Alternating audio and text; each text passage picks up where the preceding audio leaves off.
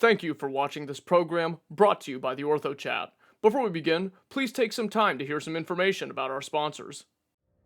Here at the Orthochat, we are proud to be an official partner of Lore Coffee Roasters, an Orthodox Christian coffee company out of Bonners Ferry, Idaho. If you visit their website at www.lorecoffeeroasters.com/theorthochat, we will receive 15% of your order. It's an Orthodox Christian coffee company that is organically sourcing a great variety of flavors. I drink it myself and I love coffee. And as a coffee connoisseur, I can tell you it's top notch. So visit their website at www.lorecoffeeroasters.com/theorthochat for 15% of your purchase to be contributed to our project.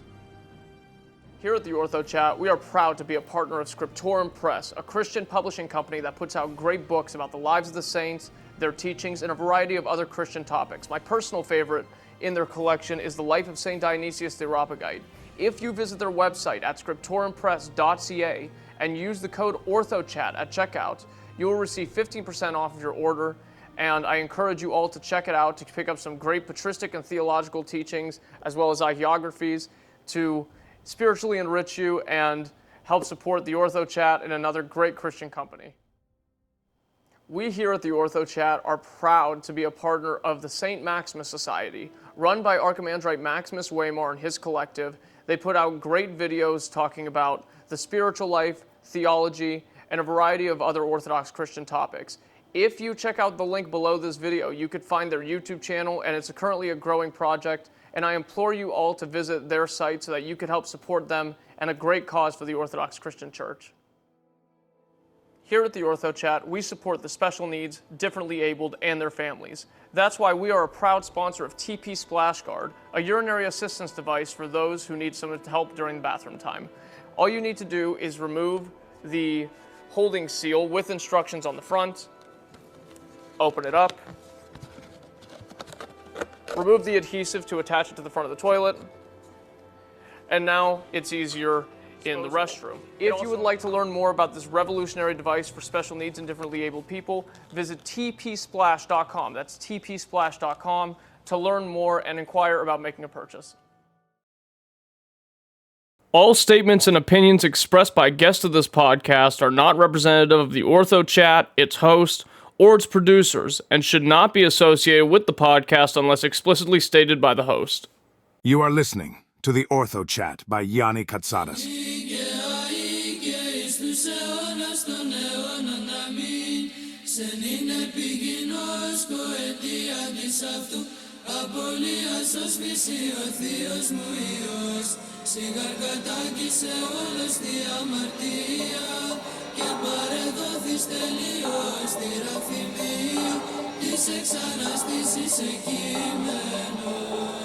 Kyrie Σου Χριστέ ελέησον, Kyrie Σου Χριστέ ελέησον, Kyrie Σου Χριστέ ελέησον, Kyrie Σου Χριστέ ελέησον, Kyrie Σου Χριστέ ελέησον, Kyrie Σου Χριστέ ελέησον, Kyrie Σου Χριστέ ελέησον, Kyrie Σου Χριστέ ελέησον, Kyrie Σου Χριστέ ελέησον, Kyrie Σου Χριστέ ελέησον, Kyrie Σου Χριστέ ελέησον, Kyrie Σου Χριστέ ελέησον, Kyrie Σου Χριστέ ελέησον, Kyrie Σου Χριστέ ελέησον, Kyrie Σου Χριστέ ελέησον, Kyrie Σου Χριστέ ελέησον, Kyrie Σου Χριστέ ελέησον.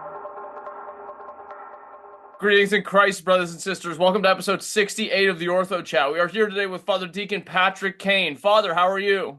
I'm doing good. Great to see you. How are you doing today? We're doing wonderful. It's a nice day today, and we are good. Father Deacon, would you like to start us off with a prayer? Sure. In the name of the Father, the Son, and the Holy Spirit. Lord, I ask that you bless this interview and that through it, many people would come to Christ and help it be a blessing to those who are inquiring. And thank you for all that you've done for us, and thank you for this opportunity. In the name of the Father, the Son, and the Holy Spirit. Amen. Amen. Father Deacon, thank you so much. Before we get started, what's new? What's up? Well, not too much. My life is pretty busy. Because being a deacon and then being a father of 7 kids. So what's new, just pretty much the same for me, like that I always am doing, just being a dad and being a deacon and then trying to do my job in the middle of it. So not too much new, just hustle bustle. I gotta ask, how do you juggle the time management of all that? Because I know some priests with half of those kids and no secular job, and they're still like, my plate's full. Like, how do you manage? I think for me, how I manage it is I'm really blessed to be able to work from home. So we have a it's basically like a multi-generational family business that has been passed down through my dad and then his dad, and so we run it out of the basically a shop, and so I'm home doing stuff at work. So if my and my wife, she helps in the business too, but she's pretty much just a stay-at-home mom and takes care of the kids. So, but I'm always there. So like I can always like, okay, I'll put my work down for a little bit and go help do something. Or so we're really close. So that's pretty much how we're able to do it. That's really So nice. I could imagine if I had to go outside of the house constantly to go to like a different type of job, like it would be really tough.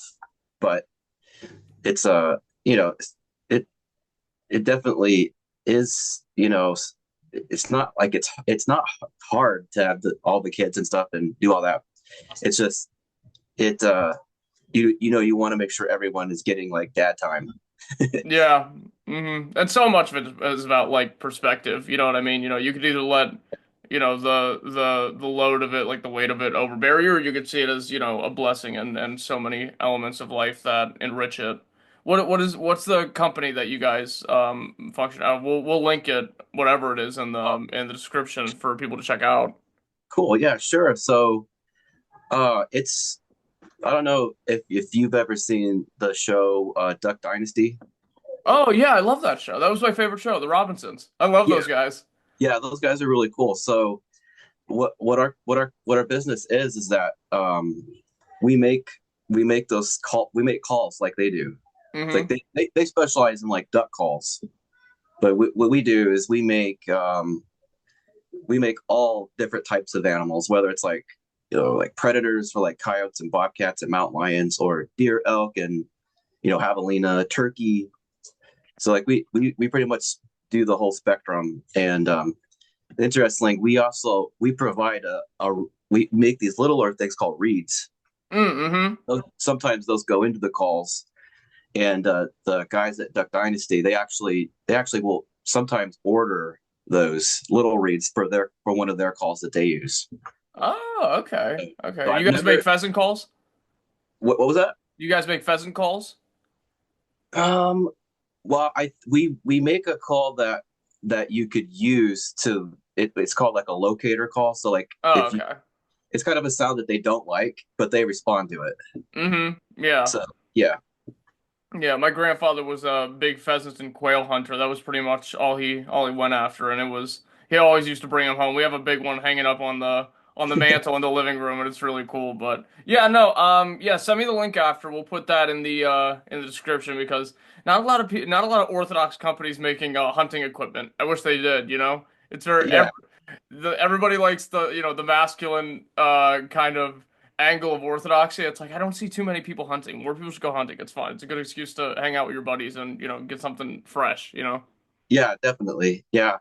Um, I haven't been hunting in a long time, but I definitely really do enjoy it if to be able to do that. It's really great if you have like a freezer full of like meat. Yeah. Yeah.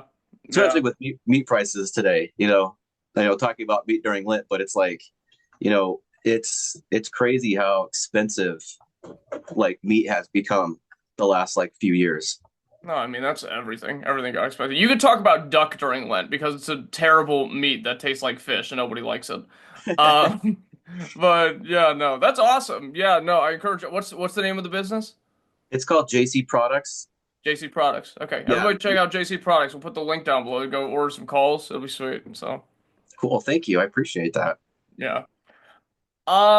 Going kind of backwards though to the beginning of your life, tell me about your youth and what about it made you care about God and the church. Okay. So, I grew up. I have really great parents. We grew up, and I was raised in basically like it was non-denominational, and you could and then also like sort of Baptist and charismatic, like because that's like non-denominational churches, right? So it's a little bit of everything when it comes to non-denoms. And uh, I was sent to a private school. It was through the church that we were attending. Uh, my young life was good. I have no complaints about it. Everybody that that was around me, the teachers were good. The school was pretty good. Um, we attended church like every Sunday, and even like the pastor of the church, he liked my parents so much that they made my mom and dad his sons, like the godparents of his kids. Like if they died, like we would take care of his Hmm. sons. Like we were pretty integrated into that world. And then I went to high school through the same school. Like they had like 1 through 8th grade, and then they went all the way up into like high school. So that's pretty much like my young life was just pretty much growing up in a non-denominational sort of Baptist setting. Right. And so eventually, I'm assuming you didn't come to Orthodoxy until what, maybe like when did you first learn about the Orthodox Church? So okay, that's a good question. So like we this is something when I was reading about like my like reading into like my life, thinking about some of the things you were asking me, when we were talking on the phone and stuff, like what the interview might be like. It's interesting because I was thinking we in school we had never even learned about Orthodoxy, and so like we always were this like taught like church history began at like 1500 AD with like Martin Luther. So like we never even were taught about it. We knew about like the Roman Catholic Church. So, you And I'm know, assuming it was just being taught, don't be these guys.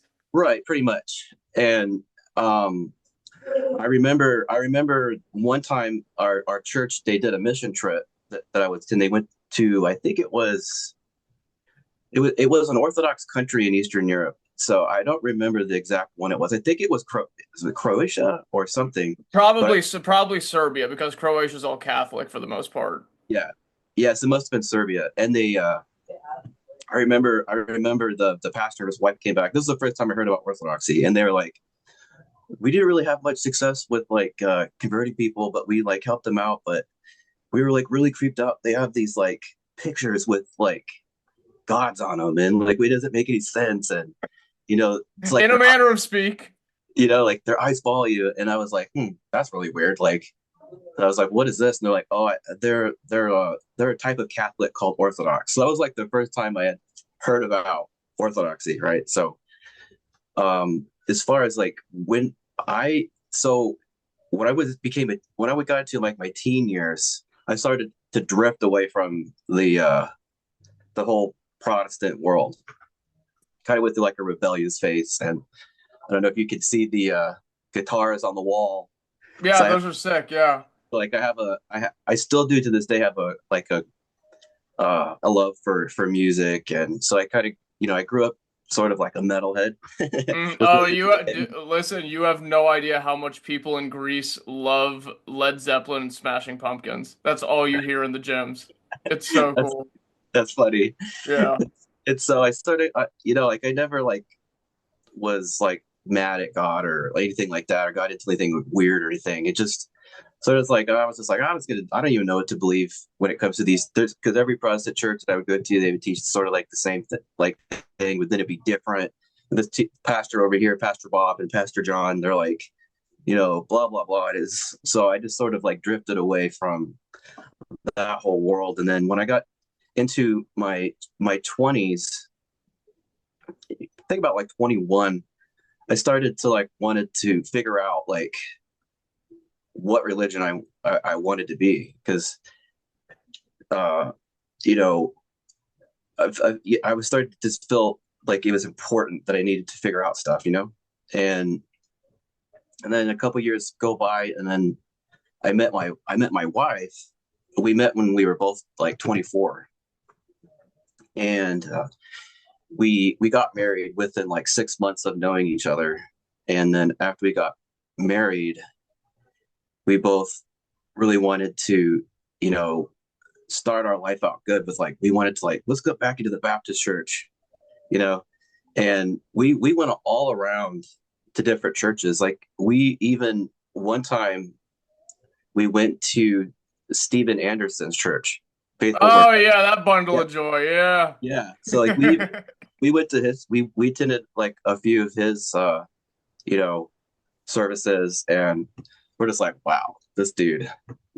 If anything, that guy was just making us laugh. Like like he was kind of like his like sermons are sort of like comedy almost. Like he's Yeah, just like really angry and just like you know.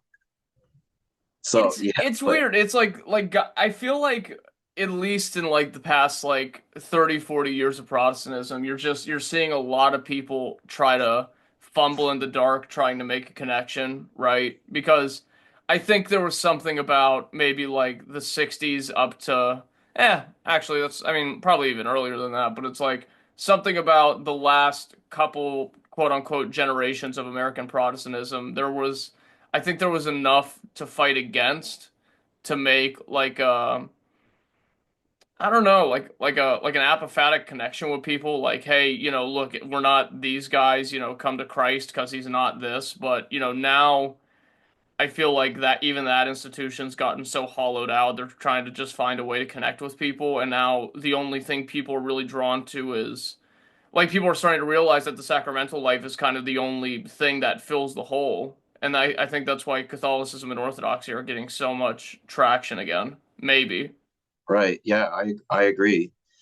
And I mean that was a big thing for me. Like why one of the reasons I wanted to become Orthodox. And so like we just got so disillusioned, me and my wife, with all of the different churches. We just kind of were like, I don't know what to do now, because it was just like every single one we would go to, it was just the same thing. Like it was just empty.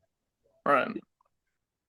And and then I remember like when I was 25, I was cruising around on the internet, and I came across a video of Orthodox monastics, and that was like, whoa, what are these guys? Because this I did it like I was like, okay, I don't even know what Orthodoxy is. So then I remember I bought the Callisto's Ware book, the Orthodox Church.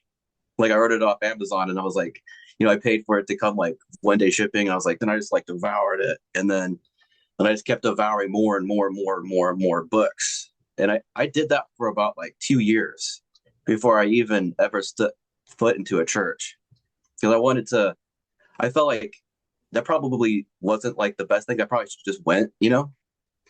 But I wanted to like learn as much about it as I could, because it was just fascinating to me, because it was like I felt like I was sort of denied as a kid, like being able to know that there's like this whole other like part of the world in the East that has this like preserved gem, which is the Orthodox Church. And and then we ended up like moving farther out west than we were. So like I'm about like an hour away from my parish. So when we go to serve and do liturgies and whatnot. And so I remember when we first moved into to our house that we're at now, I was like, all right, this is it. We gotta get into the Orthodox Church. We gotta do this. And she's like, all right. And by that time we had 3 kids.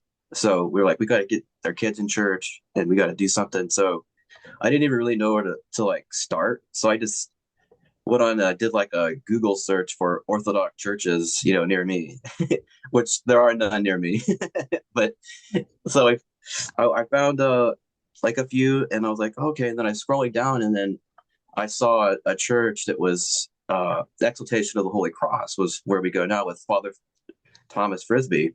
which hopefully we'll have on the show soon. I got to get that set up. So I got to do Yeah, that. yeah. So. He's real excited about it. So Oh, he's good. He knows. Thank God. Perfect. yep, he's excited about it. And then I saw his little bio, and it was, former Baptist pastor converts to Orthodoxy, and like now he's a priest. And I was like, this is the guy. He'll know how to bring us in the right way. Yeah.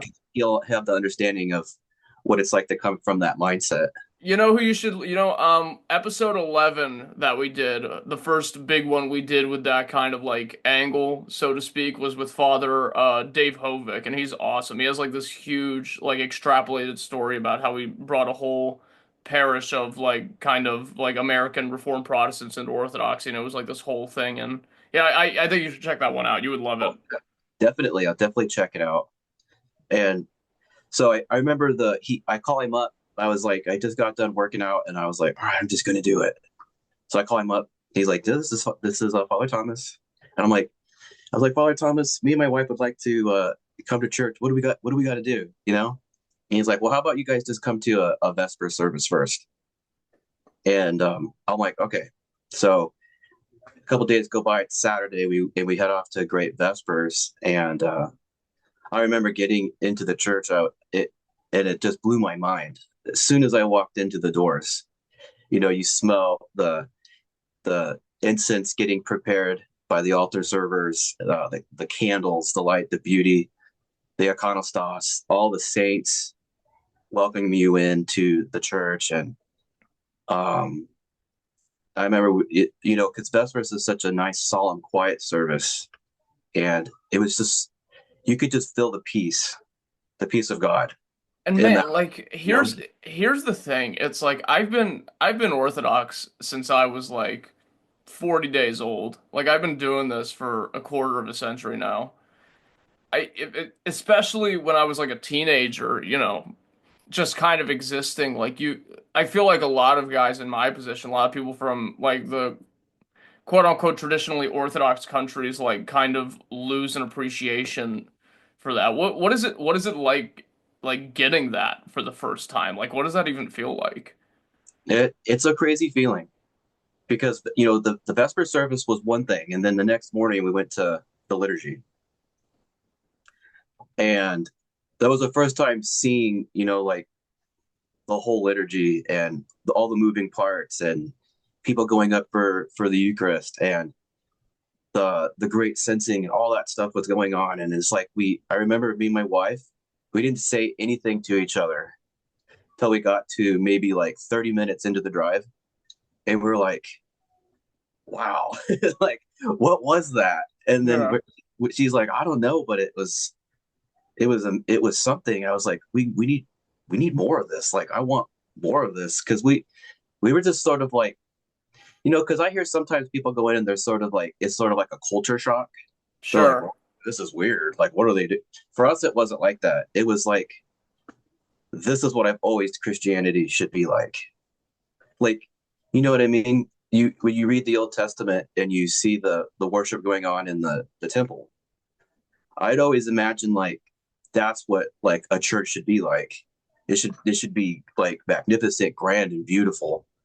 And when you see the liturgy for the first time, it's like you're actually seeing that.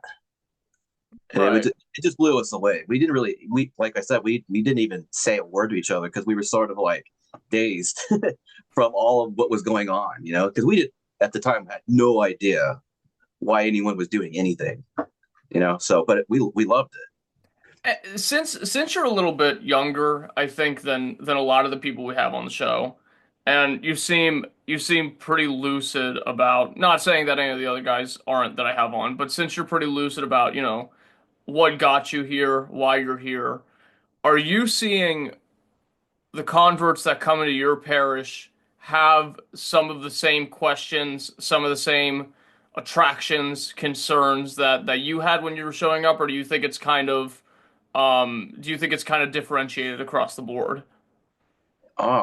Well, so for the last like maybe 5 years, we've been getting an influx of young men, especially. Everybody's saying it. Yeah. And for those guys, uh, we have a lot in common. Like their concerns were pretty much the ones that I had. You know, like they just felt that the backgrounds that they came from, the Protestant world, because most of them are all Protestants. I've yet to see, like any like Mormons or Jehovah's Witnesses or like there's a few Roman Catholics, but mostly just Protestants and mostly Baptists, to be honest with you.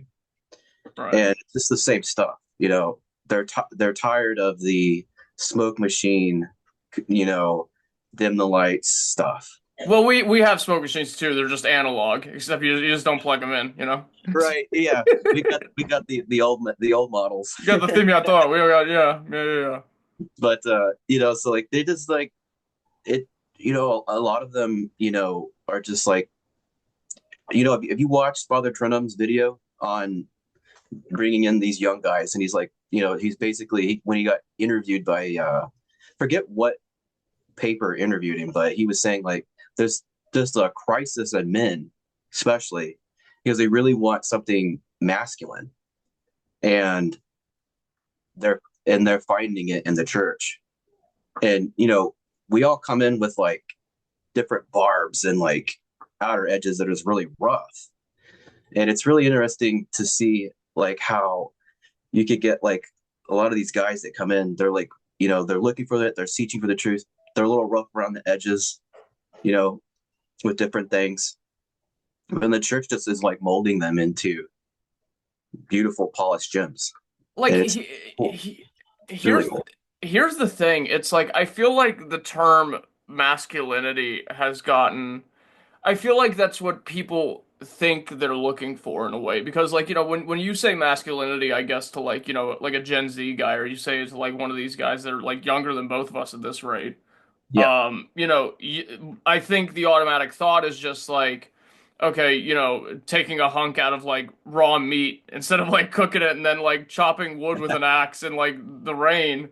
But it's like, I feel like when people say masculinity, what they're actually trying to say is like purpose and fulfillment, right? And this kind of ties into what we were talking about before with, why these Protestant denominations just weren't doing it for people and they're coming to Orthodoxy.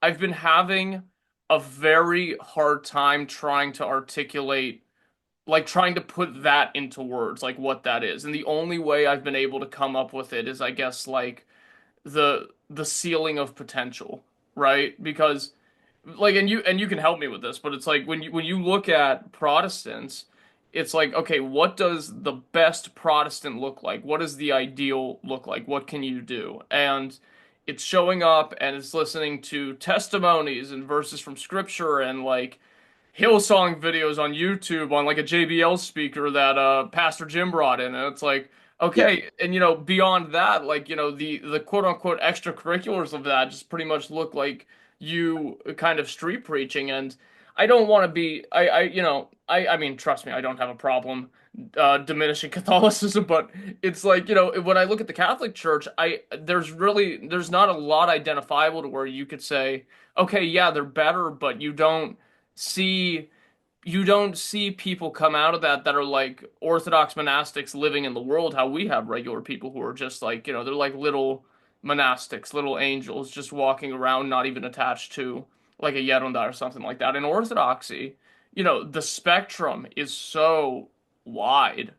Like you got people that are nominal. You got people that are Christmas, Easter, um, you know, Feast of the Panagia, Prophetia, and that's all they show up for. And then you got everything in the middle, and then all the way on the other end you have people who are at every single service, who are literal fools for Christ, who have achieved prayer of the heart, who are loving and compassionate, like in every situation, and see every single opportunity to be Christ-like and understand that they're doing it for His sake and enriching their soul. Like it's Right. everything from that, and Yeah. I feel like people like that potentia in a way, like they like that wide breadth. Maybe I don't know. Yeah. No. Yeah. I think what you were talking about with, like that's kind of like term that we've been throwing around a lot, especially like in the ortho bro domain. It's like, yeah, the church is masculine, but I like your definition of it. It's not that it's just like this big manly thing, or like, like taking raw meat and just like stuffing it down your mouth and like a dozen raw eggs That and like, that stuff has its purpose for sure, yeah, but it's just not absolutely that, you know? right. But your definition, I really liked it because it's a fulfilling purpose, and that is what these guys are searching for, and that is what brought me to the church ultimately, was that this church, which is Christ Church, it gives me purpose. It gives me a reason to do what I do, or to be, right? And that's what I'm seeing with all these guys, like, and they're dedicated.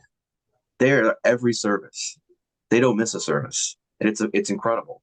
They're at everything, and they've always been like that since they came in. We have so many people converting that when we started up our new parish in our newer building, I think we began with maybe like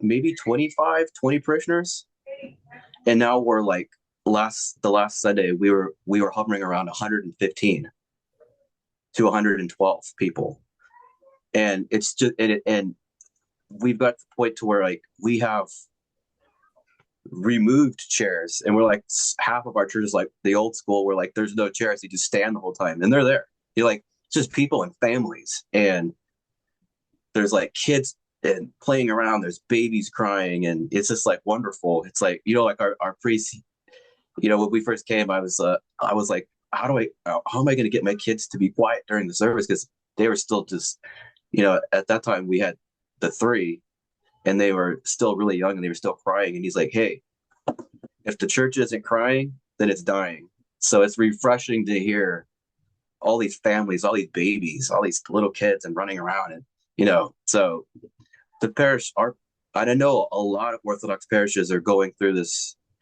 influx of people just coming in, and Yeah. it's incredible to see, I feel like, anyway, it's like I hate saying this because I don't want people to get upset with me when I say it, but it's like it's the only there's two religions that like work, There's only really two. There is Orthodox Christianity, and then there is like ritualistic like Wicca. Those are the only two that like work, and I put it that way. It's because like, okay, you know, when you look at the Protestants, it's like they think the coming down of the Holy Spirit, that the inheritance of Christ living within you is kind of just like spine chills, and like, you kind of forget about things for a couple minutes, and then um when you get over to us, like, say for example your prayer life has stunk for like 3 weeks in a row. If you get back on track, watch your life change like that, like almost immediate, how quickly things fix once you get your spiritual ducks in a row, so to speak. And then you have, I mean, obviously the other side of the fence where it's like, the demons are just as real, and like, at the sacrifice of your life and soul, yeah, sure, you'll see them, you know, perform anti-miracles, and like, do insane things, like show these signs that are the same ones that the Antichrist is going to show people to draw them to him. But like, I think people want something that just like applies to them in this life, and they also know will apply to them in the next. And I Mhm. feel like we're the only ones that can sincerely offer that. Yeah. And I'm seeing it with all these converts. They see it, that the the the church is the church, and it's the true church, the Orthodox Church, and it's the, probably get, people will get like, angry about saying it, but it is the true church and the only church, and it's, people are seeing it, especially in America, which is, it's awesome to see that, because back when I became Orthodox, that this Orthodox craze for conversion had not really begun yet. So like, like at our parish, it was, just us, and then some, you know cradle Orthodox, and but which was cool. I mean, but just to see the explosion of like converts coming in, and they just it, it's definitely something going on. Like I'm telling you, God is doing something, and it's impossible that you would be seeing this mass conversion taking place if God was not stirring the souls of these people. And it's only, in my opinion, it's only going to get more incredible as time goes on, because American Protestantism has completely collapsed, in my opinion. And these people are empty, and they love Jesus Christ. And I don't want people to take me the wrong way and think like, oh, he doesn't like Protestants. He's like angry at them. I'm like, no, I appreciate all the people who were in my life before, and I love them. But at the same time, as a religion, it's collapsed because it's always been empty. But like you were saying at the beginning, it had a way to prop itself up. And to be clear, it didn't really have competition, especially in America. There was small enclaves of Orthodoxy, and then you had like the Roman Catholics. But when people are for the first time seeing the Orthodox Church and going into it and watching the liturgy and the services, you could just see it in their eyes. It's amazing to watch. They just are like blown away because they're like, this is it. We found it. Yeah. It's like, glory be to God. Glory be to God. Actually, you know what? I had Father Greg Jensen on for 2 episodes pretty recently over the past couple weeks, and I had him on for a very specific reason. He did research back in the early back from the early 2000s to the early 2010s about retention rates with Mm-hmm. converts in the Orthodox Church um with the Pew Research Institute. It's a bit grim, Mm-hmm. admittedly. For every 2 converts we get, one will leave. And over the course of like 7 to 10 years, I don't think that's going to be consistent up to now. Me and him have a disagreement on this. I think our retention rates are going to get better as, the as Orthodoxy kind of cultures itself into like the American Yes, like meta epistemology. exactly. But my point in saying that is like, if we think we're doing bad, I mean, imagine how many Protestant churches across the United States, like, just like little like 20 to 30 family parishes across the Bible Belt are just getting wiped out by the week. And I have nothing to substantiate that. I'm just saying if the anecdotal data from everybody means anything, Mm-hmm. this is happening. Like if we're losing like 50, they're losing 80, probably. Yeah, and I have not seen the retention problem in our parish, and that's just from my experience with our Yeah, parish. this has been like You parsed know, out over like decades, like this idea. I mean, we'll see what happens. I think things are getting better objectively. I think yeah, Christ is with us, and ultimately there's more of a spiritual element to this than I think enough people are appreciating. Like, yeah, we could talk about, the cargo culting that happens with ideologies in the Orthodox Church. We could talk about the right and left of like things that are pushing people. But I mean, at the end of the day, it's like if Christ wants somebody here, he's going to do everything he can while respecting our free will to keep us somewhere. So I mean, we yeah. really got nothing to worry about. We'll be fine. We'll be Right. good. I like what you were saying too, because I have thought about that a lot too. Because I've heard people say, "Ah, yeah, they'll become Orthodox, but then they won't stay." But like what you were saying is so fascinating because I agree. Orthodoxy is going in America is going through like this transformation because you know how Orthodoxy everywhere it goes, it keeps the teachings, but it takes on the culture where it goes. So like what I think what we're seeing is an American Orthodox, molding and coming together, and it's manifesting its culture to the teachings of the church, and it's crazy. I mean, I got buddies out in like Tennessee that I talk to, Appalachia, and they're just like they're all converting to like Orthodoxy.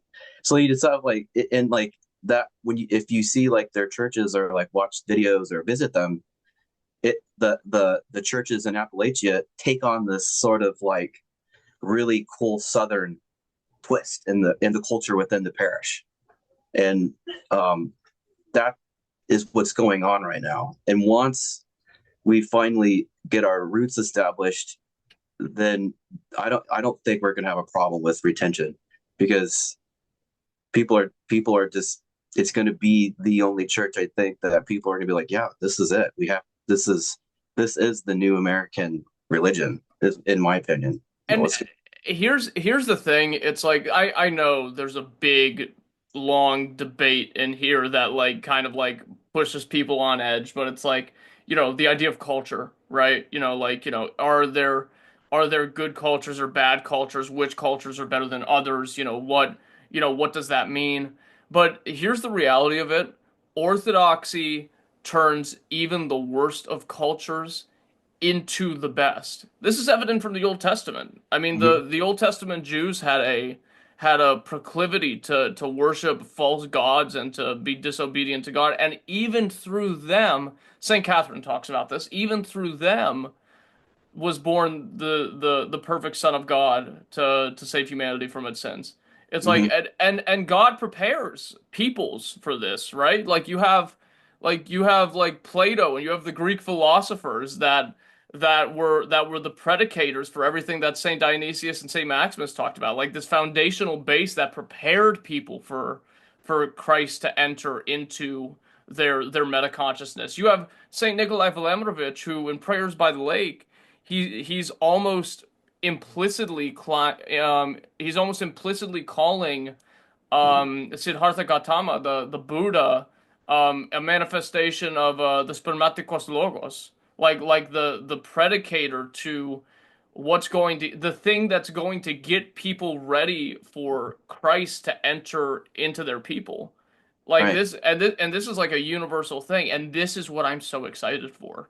There's two, so pretty much, well, I mean, my spiritual father, the overseer of this project and all the other projects, and the people that I work with the most, Stavropedal Rocor guys, Father Justinian Burnett and Archimandrite Maximus Weimar, their vision of how this is going to manifest in America is, let culture develop as culture, right? Like, okay, a person wants to set up a parish. I walked into a chapel in Bessemer, Alabama.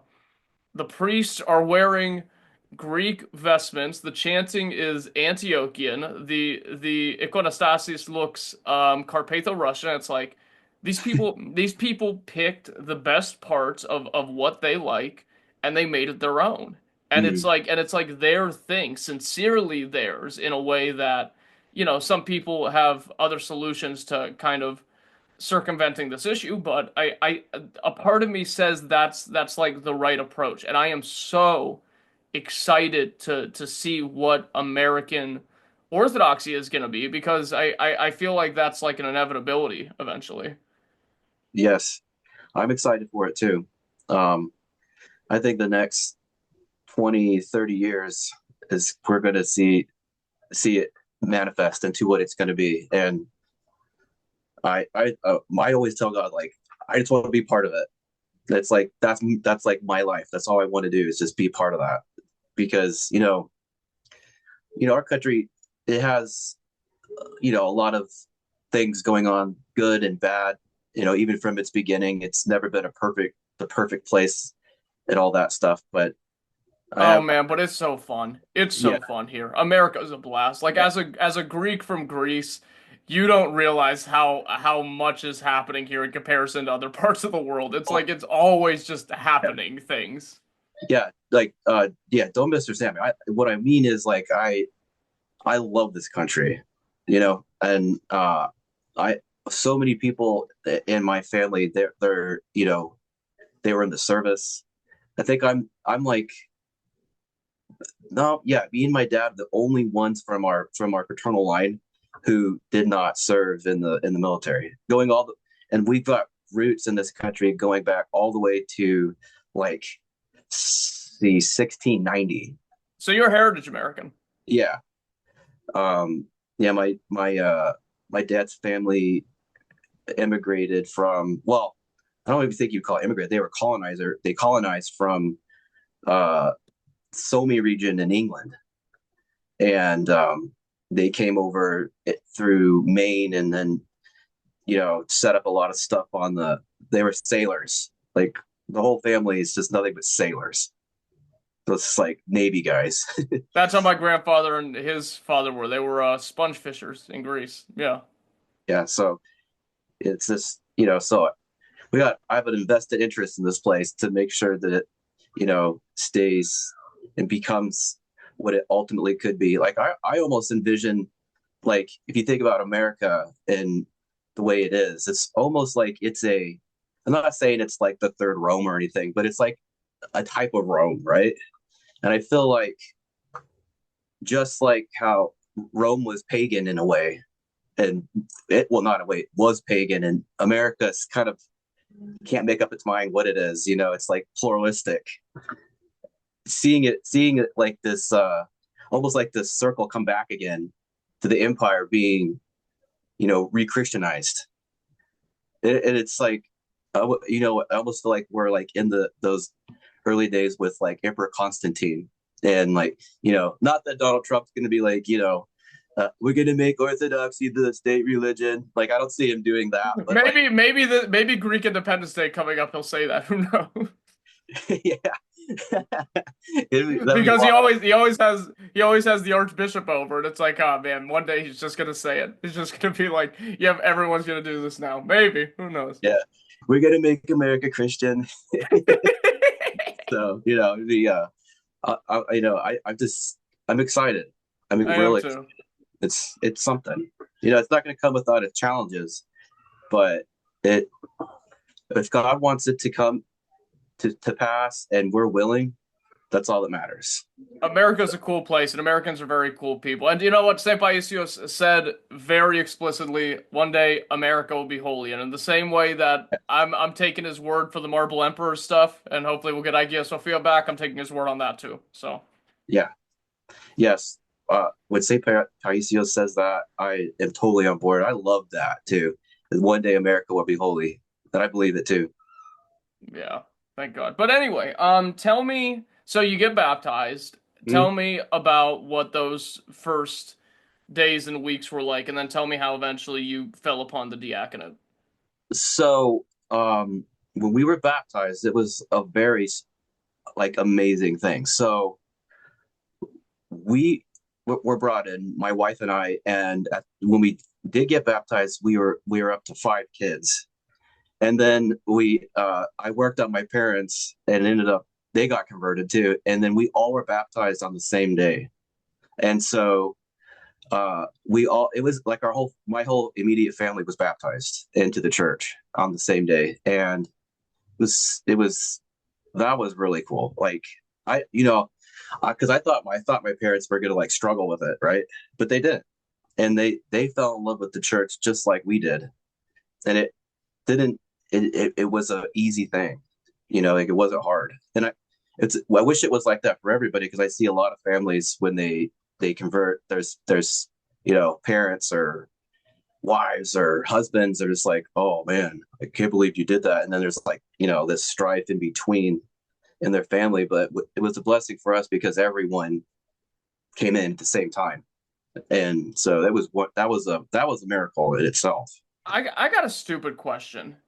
Do you okay, I know the answer to this is obviously yes, because we know what orthodoxy is, but it's like, you got guys, like, say for example, like some guy, he just, he marries this Jewish girl. He's like, yeah, I'm just gonna convert to Judaism. It's like, you know, oh, I think like this happens a lot. People in prison. It's like, oh, well, I'm just gonna go convert to Islam because like a lot of the guys around me are so like, it. Do you think from the outside looking in with like zero reference point, just to like people that don't really like parse out a difference, or maybe they do. Maybe that's exactly what I'm asking. Like, do you think we look different than like everybody else in a good way to people that are looking at the Orthodox Church like there's something extra, maybe just to like somebody that's looking at everything with a level playing field? I'm not even sure if that question makes sense, but I just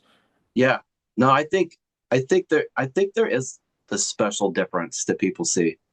You know, we as Orthodox Christians, sometimes we fail. We're not like the best witnesses, or but even despite our failings, I think that when outsiders or inquirers come and they look and they see, I think they see that little extra, which is it is the grace of God in the church, and it's like I would describe it as a magnet.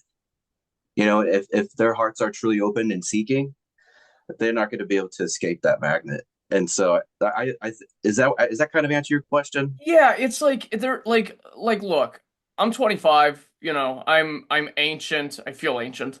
Um and like I'll see girls that I went to like high school and college with, and they'll be like, "Oh yeah, well, I'm like a practicing like semi-Wiccan or Mhm. like, Buddhist. I do a lot of yoga.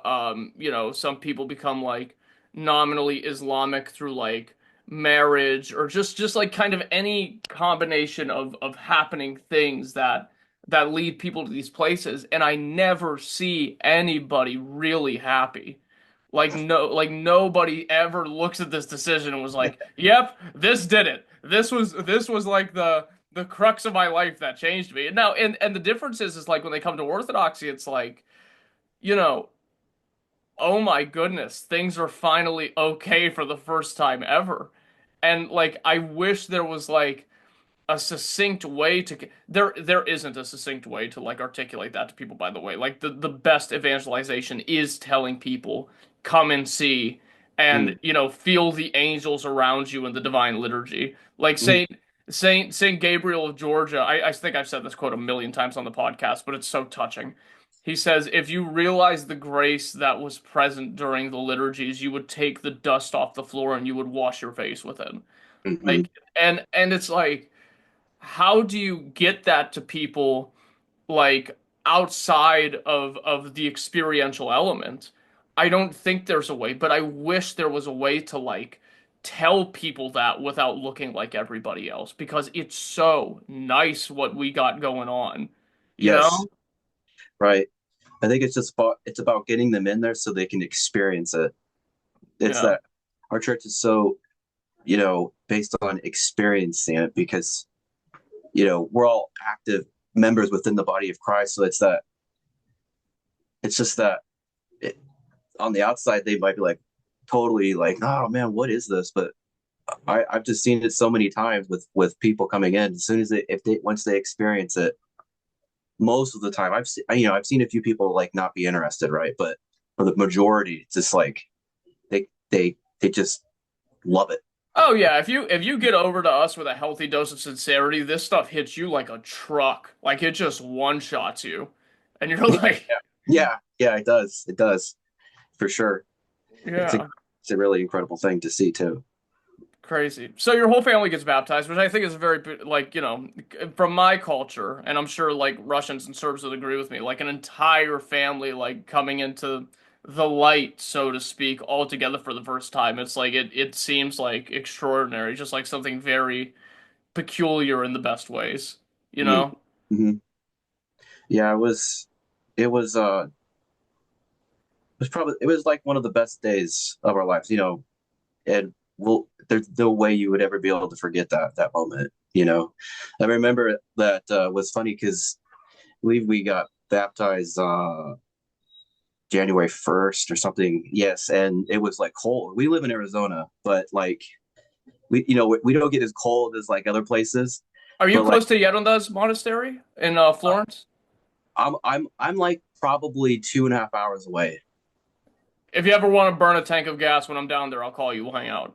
Sure. Yeah, that'd be great. Yeah, actually, I need to get over there. I haven't been there for maybe a year or so, so I need to get back over there. But that place is wonderful. It's beautiful, and it's. Have you I ever been love there it. when I, everything's blooming? Like, I used to go at least once a month from the time, well, when me and my family first got to America, we used to go every year, at least a month to go see Elder Ephraim from the time I was a little kid, and we were going every year up until he passed away, and then I've been there a couple times after, but I mean, that is the perfect manifestation of what Greek Orthodoxy looks like established in America in the best ways, because obviously, like, there's not all monasteries are made equal and not all are perfect, but like even like it's not just like good in the sense that, oh, there's a monastery in America. It's like one of the best monasteries out there. It's fantastic. And Paisios, who, and I have to say this, I have to add this as an addendum every single time I talk about that place. Yeronda Ephraim was a saint. Elder Paisios down there, now the Yeronda, I think he's just as good. And I don't think enough people know about how well he runs that place. It's mhm. fantastic. And they added, I mean, obviously since Yeronda reposed, they added like a chapel where they have his remains, and then like, they have a whole bunch of like building project ideas, but yeah, it's killer. Killer down there. I love it. We go to Elder Ephraim's first monastery every Sunday for church, and I mean, just everywhere that he's established is you could feel him there. It's like it's really different than like what you would usually think. Yeah, Yeah. yeah, definitely. Um. So your whole family gets in, and then I mean, like, was there like was this like kind of, actually, before I even ask that, I feel like kind of prudent to what's happening in the United States now. What were the things that you were reading before you were baptized? What were the things that your priest told you to read after your baptism, maybe prepping for it? Like, what saints and writings do you think that you would suggest to somebody interested in or just starting out in the Orthodox Church? Well, we were given a few different like catechesis books to go through. As far as like what I was reading at the time, I can be try to remember a lot of things I was because we were I've got a lot of my old stuff and stuff from like seminary. It's all up in here. Trying to remember what I was reading. I know I was really into at the time. I think it was what was it? I think it's called The Way by is it Callistos, Bishop Callistos? Is it The I Orthodox way, but yeah, I think that's yeah. it. And then there's the one that's called the Orthodox Church, and then we there's a catechesis book up there. I don't remember what it's called, but it was a good thick one, and that's pretty much he had us all read that. So uh, you know, I thought that our catechesis was really good. Didn't go in like not being prepared for any of it. So that was pretty cool. I want you to try something for me because because I feel like me and you are cool to where I could tell you this.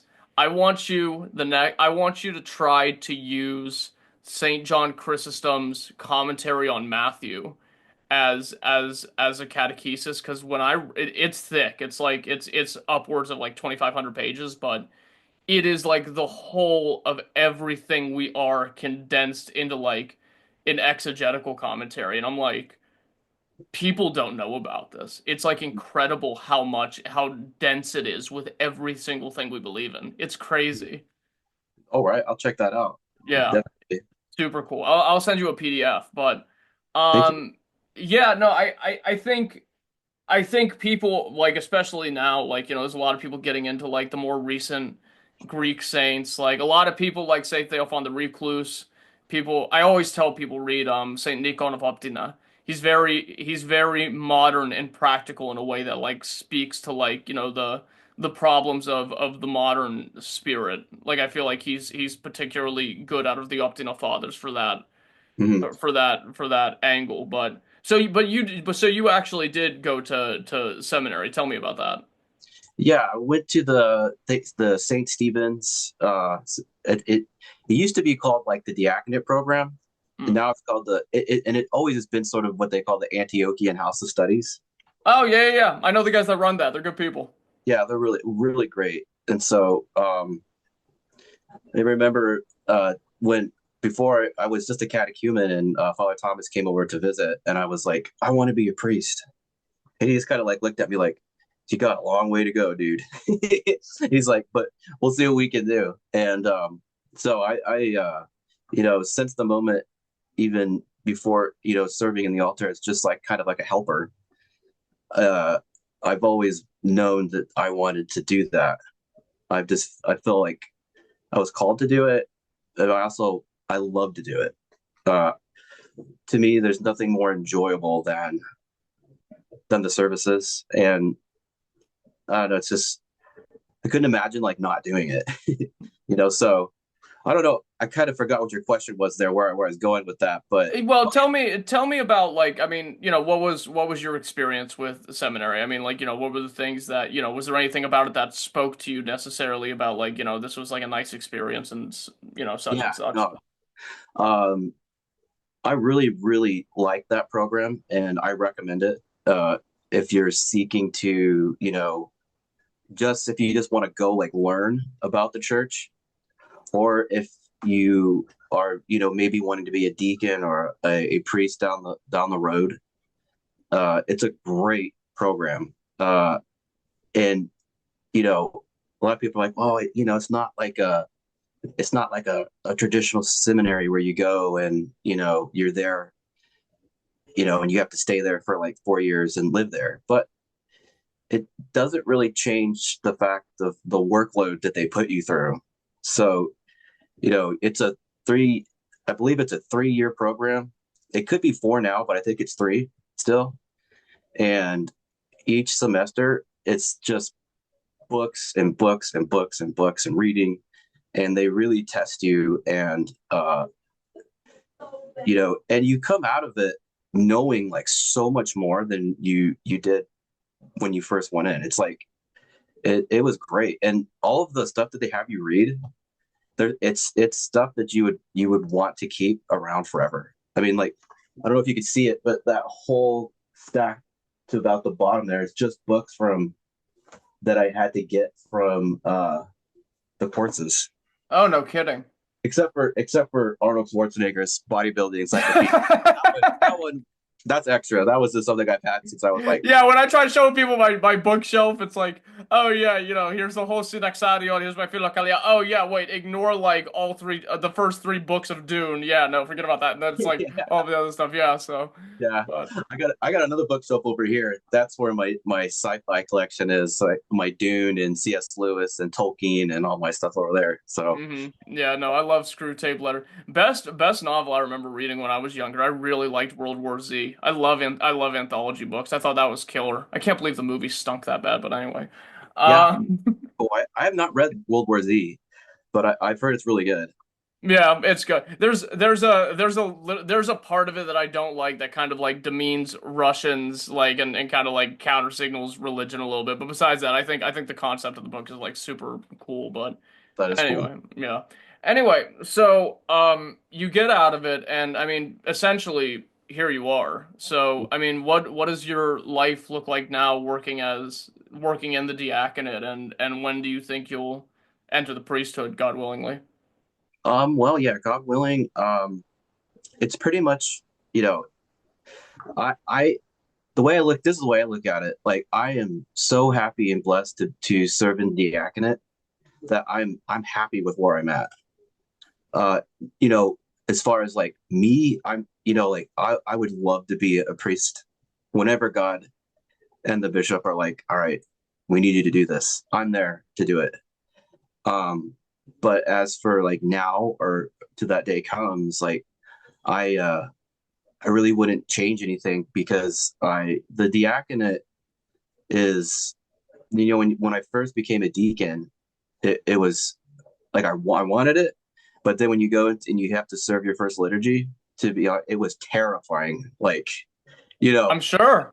it was just like wow, because I think one of the priests told me that the deacon, because he does so many different tasks during the liturgy, he's doing a huge like amount of stuff, right? I don't know the exact percentage, but when you have never done it before and you get thrown into it, they're like they're all laughing, right? All the priests and stuff. They're just like, you're about to get thrown into the fire, son. And I'm like, what do you guys mean by that? And then I found out really quickly because it's like there's so many moving parts for the deacon, and you know, I think this is like about my fourth year of being a deacon. It's slowed down so much because once you do a thing so many times, it just becomes sort of like melded into your brain. Yeah. Now I love it even more than I did because I can actually contemplate on exactly more of what the spiritual significances of the deacon and the litanies and all the things that I'm doing within the altar. And it is really interesting just to think about all the different things. It's a blessing. Like when you go out, and you're giving the litanies, you don't really realize that, when you first start doing it, that your purpose there is to get the people to pray. And just that alone, when I first started doing it was terrifying. They're like, because like I'm having all these people watch me, right? And I'm just like, oh no, I don't want to mess up the litanies. So I'm just like, my face is in the book. And then like the priests, the bishops are like, you got to learn your stuff, put your book down. It's just, and now it's like, okay, you can relax. And you sort of just feel a little bit of confidence in what you're doing. And it's a blessing to be in the diaconate, and to be the one reason I really like the diaconate, to be honest with you, is because it's a humbling thing, because the deacon is basically like a super server. He's serving everybody. He's serving the priests, he's serving the bishops, and he's a servant to the laity. And one of my things in life that I've always appreciated is servitude to one another. And the deacon, that really was something that I already liked to do, and was kind of like just the way I guess I was brought up, or God just made me that way. And to be able to fulfill that role and that need in me to be a servant to other people like that, it's just a blessing. It just you end the day or the service and you're just like, oh wow, that was great. Like I was able to help, to be helpful. Yeah. And you know what, man? I mean, you probably know this.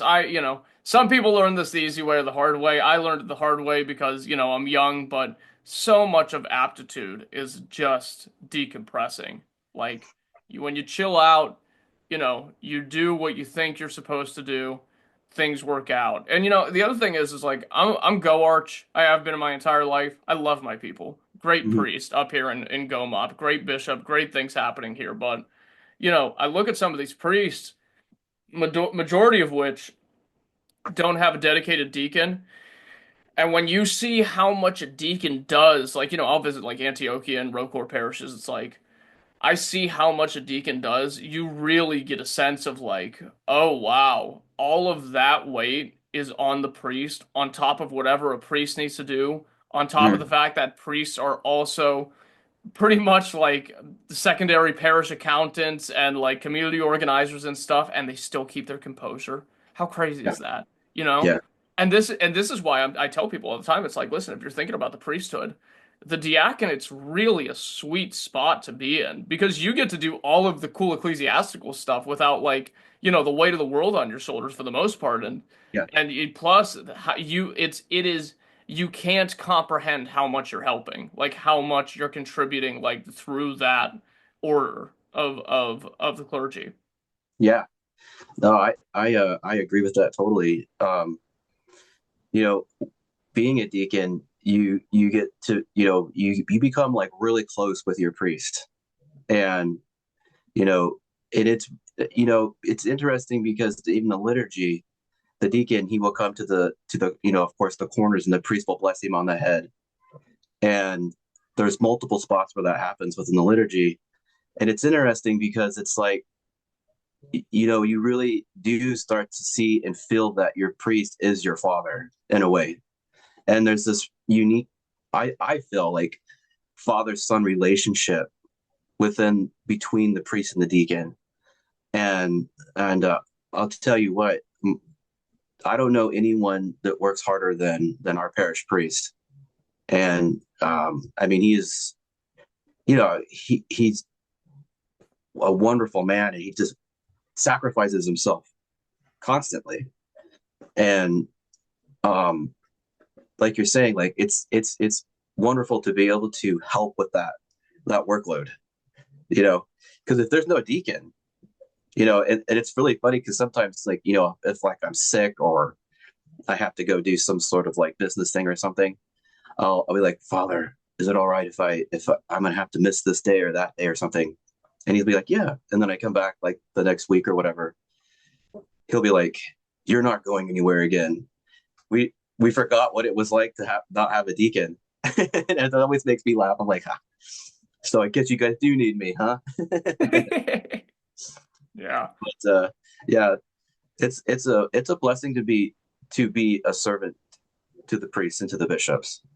It can be Yeah. stressful, especially when you're really new at it.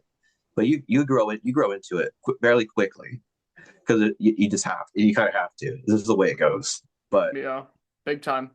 And so it's there's I we it's obvious that you're passionate and dedicated towards what you do, and I think anybody in any position of the clergy or monasticism or whatever you're helping the church with comes with a certain level of grace for handling the situation succinctly and with love. I think nobody's anywhere where they're at on accident, and inside of the services and outside of the services God put you there for a reason, mm, and through that, crowns in heaven are won through maneuvering through situations gracefully. I think that's kind of the right way to at least maybe handle it.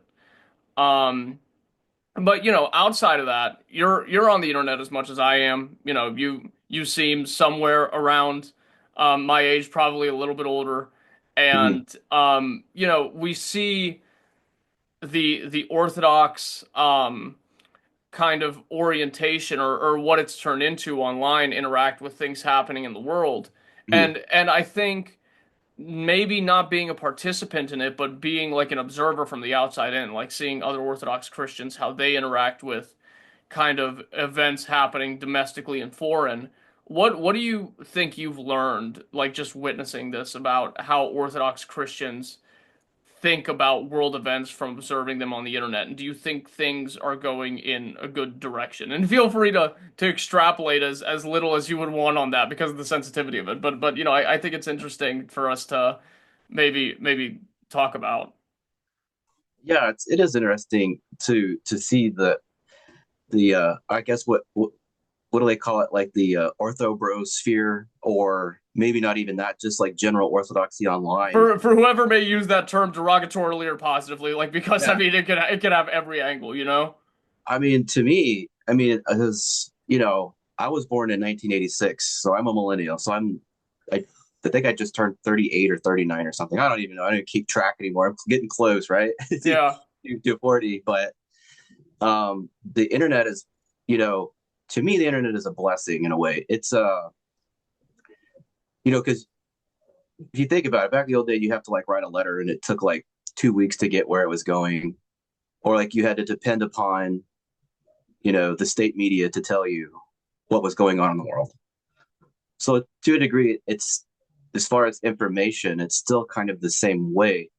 But in the last 10 years, it seems like, because of the internet, the alternative sphere of you know whether it's education online or news media or any of the things that you would like you would go on the internet for. Everything's getting privatized, like more Yeah, condensed in a way. Yeah. there's it's neat to see like that there's like choice now.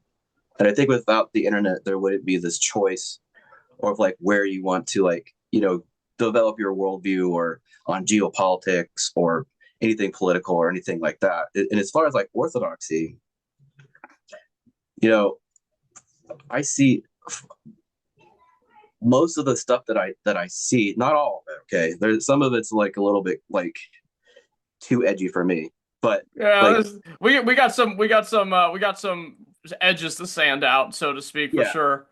yeah, for sure. And you know, you have like I think you have like kind of like two people. You'd have someone who's like, we need to get all these young kids off the internet, and they need to stop doing this. And Orthodoxy doesn't belong online or whatever. Because I've seen views like that. And then, like for me though, I feel like Orthodoxy online it needs to be there because if you think of the way that media works or a public square where people can speak, like like physically I can't go to downtown New York and say these things I'm saying because it's just physically impossible. But the internet makes it so that you can go and do these things in a space to promote ideas. And as far as most of the time when I see like in the Orthodox sphere, I generally agree with pretty much everything everyone's saying. You know, not necessarily like church praxis or like teachings on faith because you'll have people to be like saying like crazy stuff, right? Of course, like I wouldn't agree with that kind of stuff, but politically, like I see with especially like these new guys that are the ortho bros or whatever, like I like those guys for the most part. They're a little edgy. They could probably tune down things and They're keep it. young, they're Yeah, young. I think temperance comes with age. I think that's just right. kind of a general rule. Yeah, and temperance is a good thing. I had to do that. One of the things that I'll be honest, is like when I was first Orthodox, I was edgy, like really edgy, and it's coming from a very right wing perspective on pretty much everything. So I was pretty edgy, and you know the early like 2015s and 16s, I was like the height of like what we called the meme war. Yeah, So yeah. I mean, and so like like here's the thing. I almost think about it like the military. Like, you get in there, you're like an E1. It's like everybody wants to be like recon sniper. Everybody wants to be like SEAL team, Delta Force, whatever. Like when you first get in, because that's like kind of like the mystique of it. But like, and it's kind of the same thing with like Orthodox people in a way. There's kind of a lure there where it's like, okay, well, I just got here. I want to be the next like, Gregory Palama. I want to be the next like Varangian guard. Yeah, no, we're gonna go take Constantinople back. We're gonna, yeah, billions will be baptized. Like, a lot of, and like that's fine. Like, yeah, there's like there's like a certain like endearment there, but at the same time, I always think back to. And this is like kind of the first. I'm of two minds on this, and this is kind of the first one. I think people need to realize that what changes people is the sentiment of Saint Seraphim of Sarov to acquire the spirit of peace, and then 1,000 souls around you will be saved. I love that one icon of the Panagia where it's her in a fountain and she's holding Christo, and there's water flowing out of the fountain, and people are taking water out of the fountain. mm, Obviously that's an allegory for the Panagia being like, the fountain of life, where she's the one that brought forth the Theanthropos. But in a way, it's an allegory for how we should be. hmm The grace of the Holy Spirit, how we understand it epistemologically, it's like a thing. It's like a semi-substance, right? Like it sticks to people and things. This is why we have like relics. This is why we kind of have this sixth sense where you could almost see the holiness or the sin on somebody's face. Like it's something that changes and molds people and places and objects, and because of this we can be vessels of the Holy Spirit ourselves, where it pushes outwards onto things that I think God and hopefully we wanted to influence. And I think when I think people realize that it just takes them time to reshift their focus into that sort of thing, which like I said, people are young, give them time. The only true complaint I would have is I don't want anybody to desecrate the sanctity of what we are, right? Like, our hymns and our ikonas and our services are sacred. And I'm a violator of this rule, the log in my own eye, so to speak. But, like there's a certain point where I think people need to look at some of the stuff that we have and what we are and be very careful with it because I if tattoos were allowed in the Orthodox Church, I would make everyone get a big one on their forearm that says don't lay pearl before swine, right? Right. Because there's a lot of truth to that, and I'm not saying people have necessarily forgotten it, but it's something we should definitely be mindful of. But anyway. Yeah. Yeah. Yeah. I mean, I, I see with the young guys online and stuff like that. I think that I think they're overall it's good. It's just temperance and chill out a little bit. You know what I I'm mean? Like, hopeful. Yeah, I agree, but I'm hopeful. and they will because I did. I had to, and you have to change because it's fun to be edgy and do all that stuff, but then you have to realize, just imagine if one person sees some sort of like really angry comment or like hateful thing that you thought you were just making people laugh or whatever, and then they're like, "Well, I don't want to be Orthodox because of this." We need to be, it's okay to voice our opinions and not like try to like. I don't want to censor anybody because myself, I'm pretty much a free speech absolutist. So, you know, I don't care what people say, but at the same time, be careful, choose your words wisely, and think about before you post. Oh man, I did it last night. I'll tell you what I did. It was like this lady followed me, this Greek lady, and I think I put up like a video of like an icona procession on Manathos. Mm-hmm. And she was like, "Oh, this is beautiful." And then I looked at her profile, and there was a quote from Nico Kazantzakis on there. You do you know who that is? No, I sounds familiar, but I'm not pulling up the picture in my mind. He was the author of The Last Temptation of Christ that Scorsese turned into a film, which is profanely heretical. And I got fired up, and I was like, "Oh, you should take his name out of your bio." He's essentially like an archetype of the Antichrist from the media perspective. And I don't necessarily think I was wrong in my idea of that, but I was getting so wound up, and Mm-hmm. it pushed her off, and it was like, and I remember stories of people. I remember the story one time of a Yorodisa in Greece. This this prostitute came. I'm not calling this lady a prostitute at all.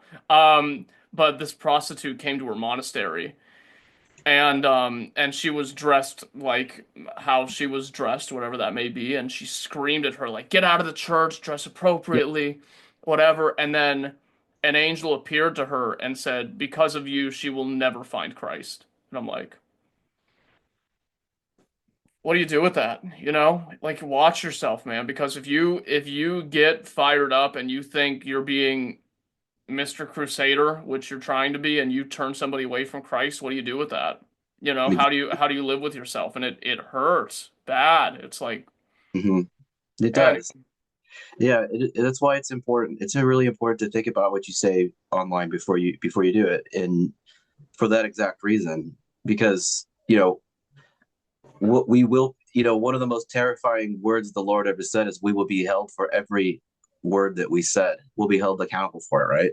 And that terrifies me, right? Because, gosh, but it's true, and we should be mindful of it. But yeah, at the same time, we know our Lord is merciful and forgiving, but it doesn't change how we interact. We can still be a presence and do what we're doing and be edgy, edgy in a way and be funny and do the ortho bro thing, which I like, but at the same time, grow, go to the services, take communion, do confession, talk with your priest, and let yourself get polished.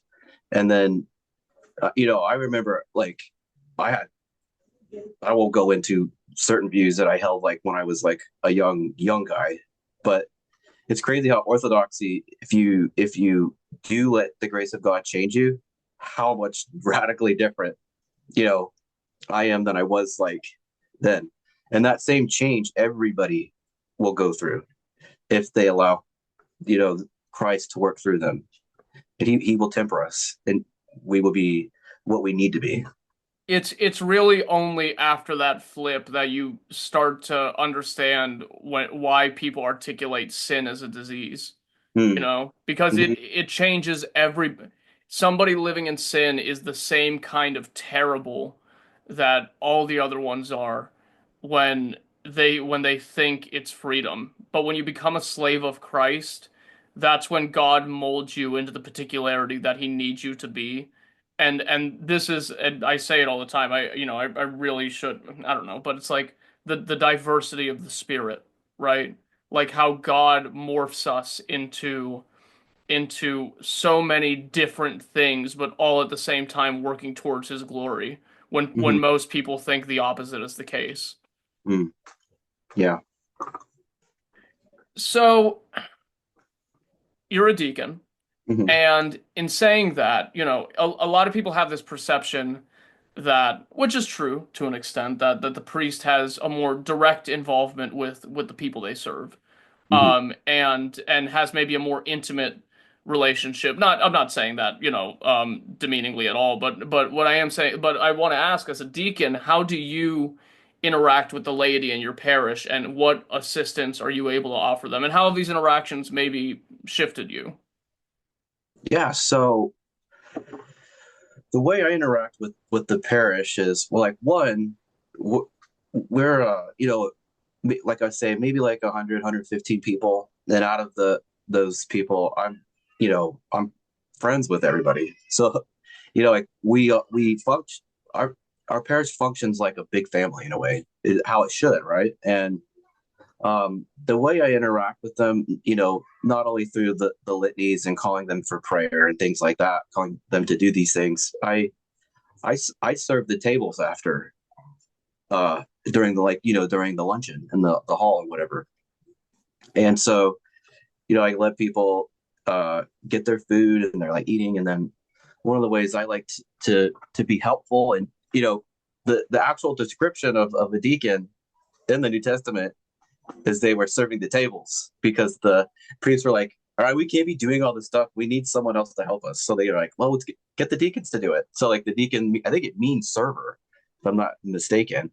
And so like I've taken on the mantle of waiting tables. So I got a crew of young guys that help me out, and we go and we clean the whole parish after every liturgy and meal.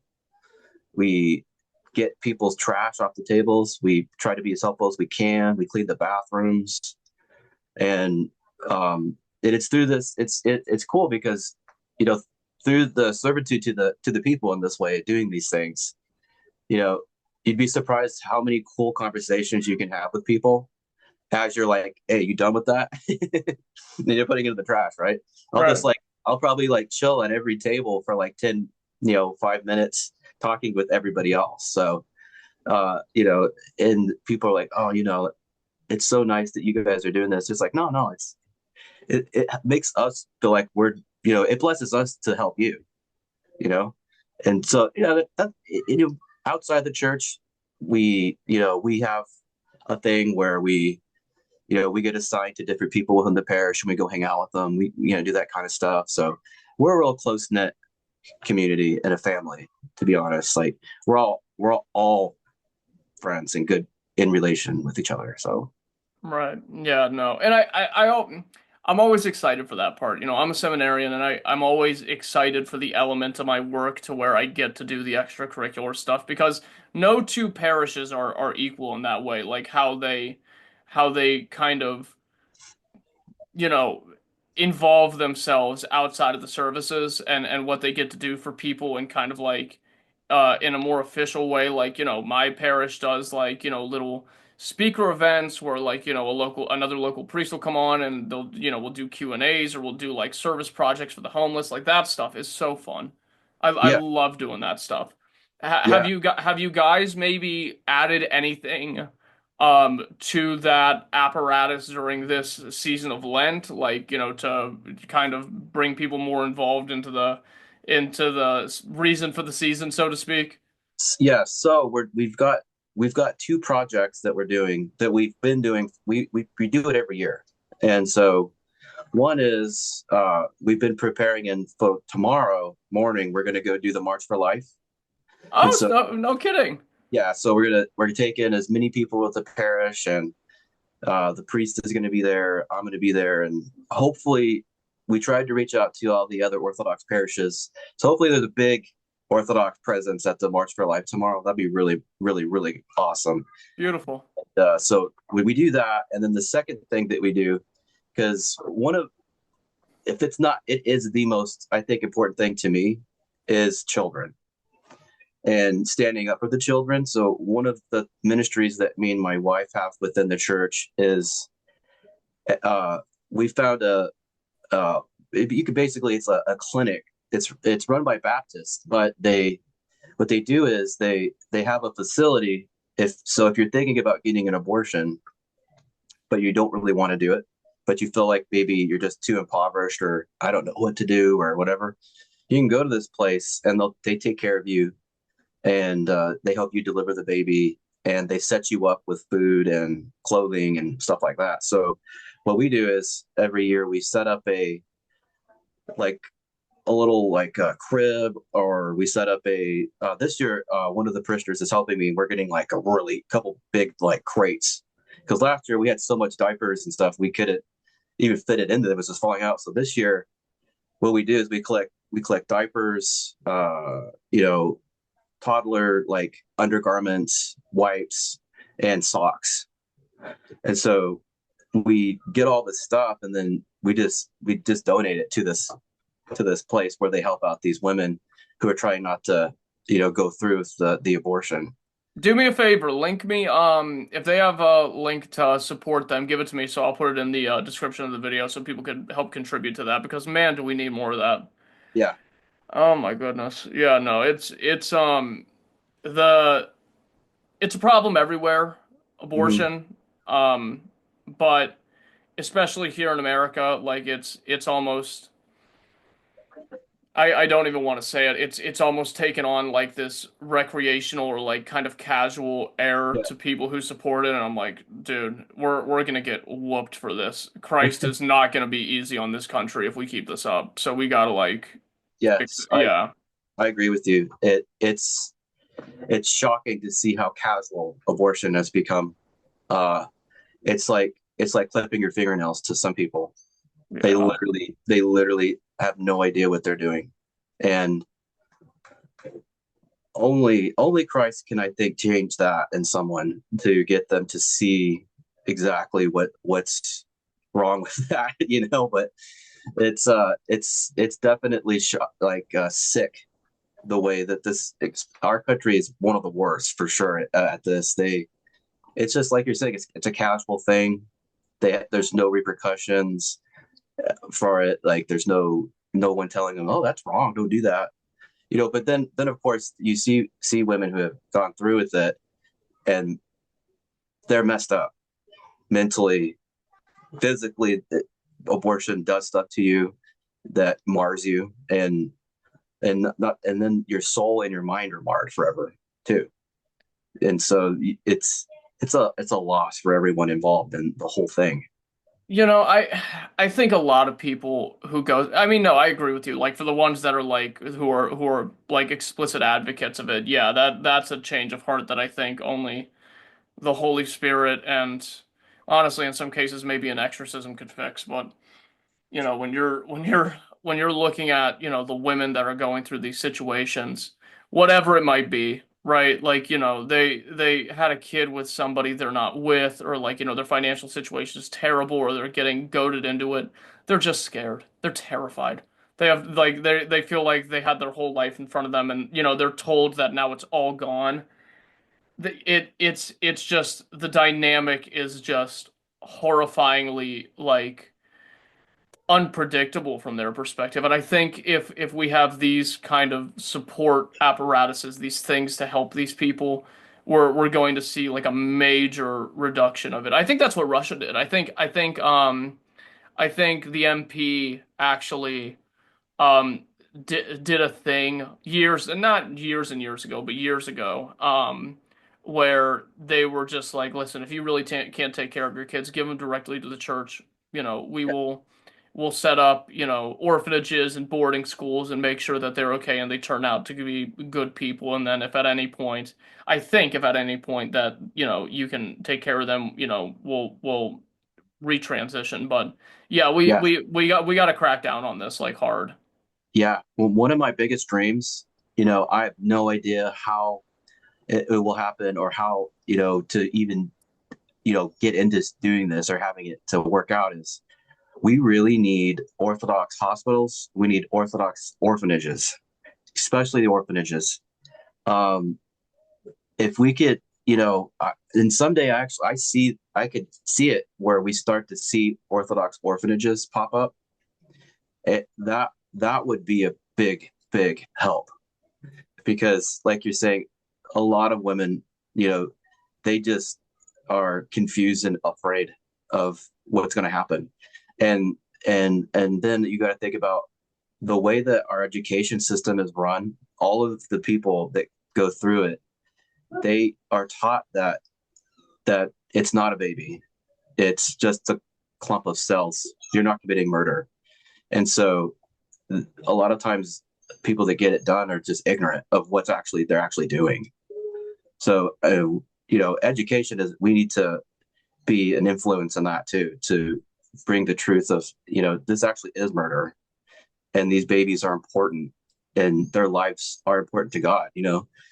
I always think about what Christ said: "Let the little children come to me," and so that is like one of my main missions in life is to do something to contribute to saving these kids. We'll get around to it, God willingly. Through God's grace, we will. And this is something I always wanted to start asking, especially now, during Lent.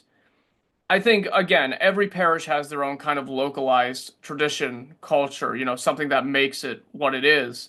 What does Pascha usually look like at your church, and what makes it particular or unique to how you guys do it? Because some churches they do, fireworks and bombs. In Greece, we strap, 3 pounds of dynamite together and throw them off the side of the mountain. So it's like, it's always something different. How do you guys handle it?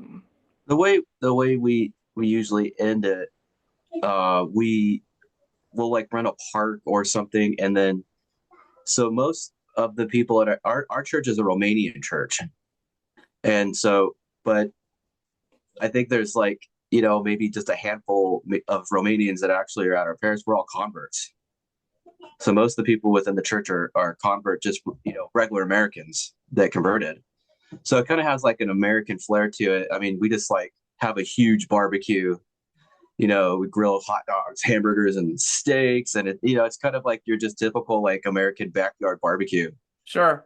You know, as far as the services go, it's pretty much the basic stuff with that. But the church, our parish is very like involved within the services. Like we have great attendance for all of the paschal services, and it's always encouraging as either the priest or for deacon to see the people being as dedicated as you are to it, because it just creates this. Lent to me is like it's like going through the crucible, right? It's the time to get spiritually stronger, and that is something that I struggled with when I first became Orthodox, was because I'm really into like strength training and things like that, and I'm like, how the heck do I do strength training and eat like vegetables? And then I Yeah. just and then you kind of just have to be like, all right, it's okay, you can regain any of the strength you lose, but think about all the spiritual strength you're gaining, and what's more important, this sort of vein like muscle mass that you think you acquired, or protein or whatever you're thinking, but it's to eternity. And Well, that and also is peanut butter fast friendly? I don't remember. yeah, I'm pretty sure it is. Oh yeah, It just load up on peanut butter. You're fine. Yeah. Yeah, yeah. And it's funny, is like I know a lot of guys when they're trying to gain weight, like to make a different class, they'll just eat tubs of peanut butter. Mm-hmm. Yeah. Just like No. I'm like, oh gosh. I couldn't imagine like eating that much peanut butter. I like peanut butter, but not that much. Oh, I love it. No, I could drink the stuff. Yeah, no, do that. Get a good supplement stack. Take your aspirin. I'm an advocate of two things: our Lord God and Savior Jesus Christ and Bayer's aspirin. Those are my two favorite things. So Yeah, yeah. load up on that. Dr. Ray Pete, love him. Oh Uh, yeah. Oh, that's cool. I didn't know you were a Pete guy. oh yeah, no, huge. Yeah, actually, nobody knows. I think this is the first time saying it on this podcast, but I'm literally just like all over his message boards, like readjusting my supplement stacks. Right Oh, now, that's right cool. now I got my zinc picolinate right next to me. My Hey, stuff. there Yeah. you go. That's cool. I'm not fully like full like Petarian, like for the most part. Like I Very. am. Like I love his work. Um, but I'm really fascinated in his ideas on like even like the aspirin and just getting inflammation like handled, Yeah. and his whole philosophy of like just by eating the way that he promotes, right? It's like your metabolism is driven into like overdrive, Mm-hmm. it's just full of like energy and stuff like that. So like yeah, the I dig into anything when it comes to his work because I one of my like secondary hobbies is health, you Yeah. know. So like Oh, anything. you would hate me. You would hate me. You should see my diet when I'm not doing Lent. I'll clear out like a plate of cinnamon buns. And because of my supplement stack, I'm like 155 pounds soaking wet. So it's like, I mean, I don't know. Nice. That yeah, it's always like crazy to see, guys with like insanely high metabolisms just like eating whatever they want. You're just like, Oh oh, yeah, no, I've never dieted a day in my life. I just burn stuff. Maybe I want to get rid of like my jujitsu hips one day, but we'll see. We'll see one day, God willingly. But yeah, no, yeah, I'll send you some articles after.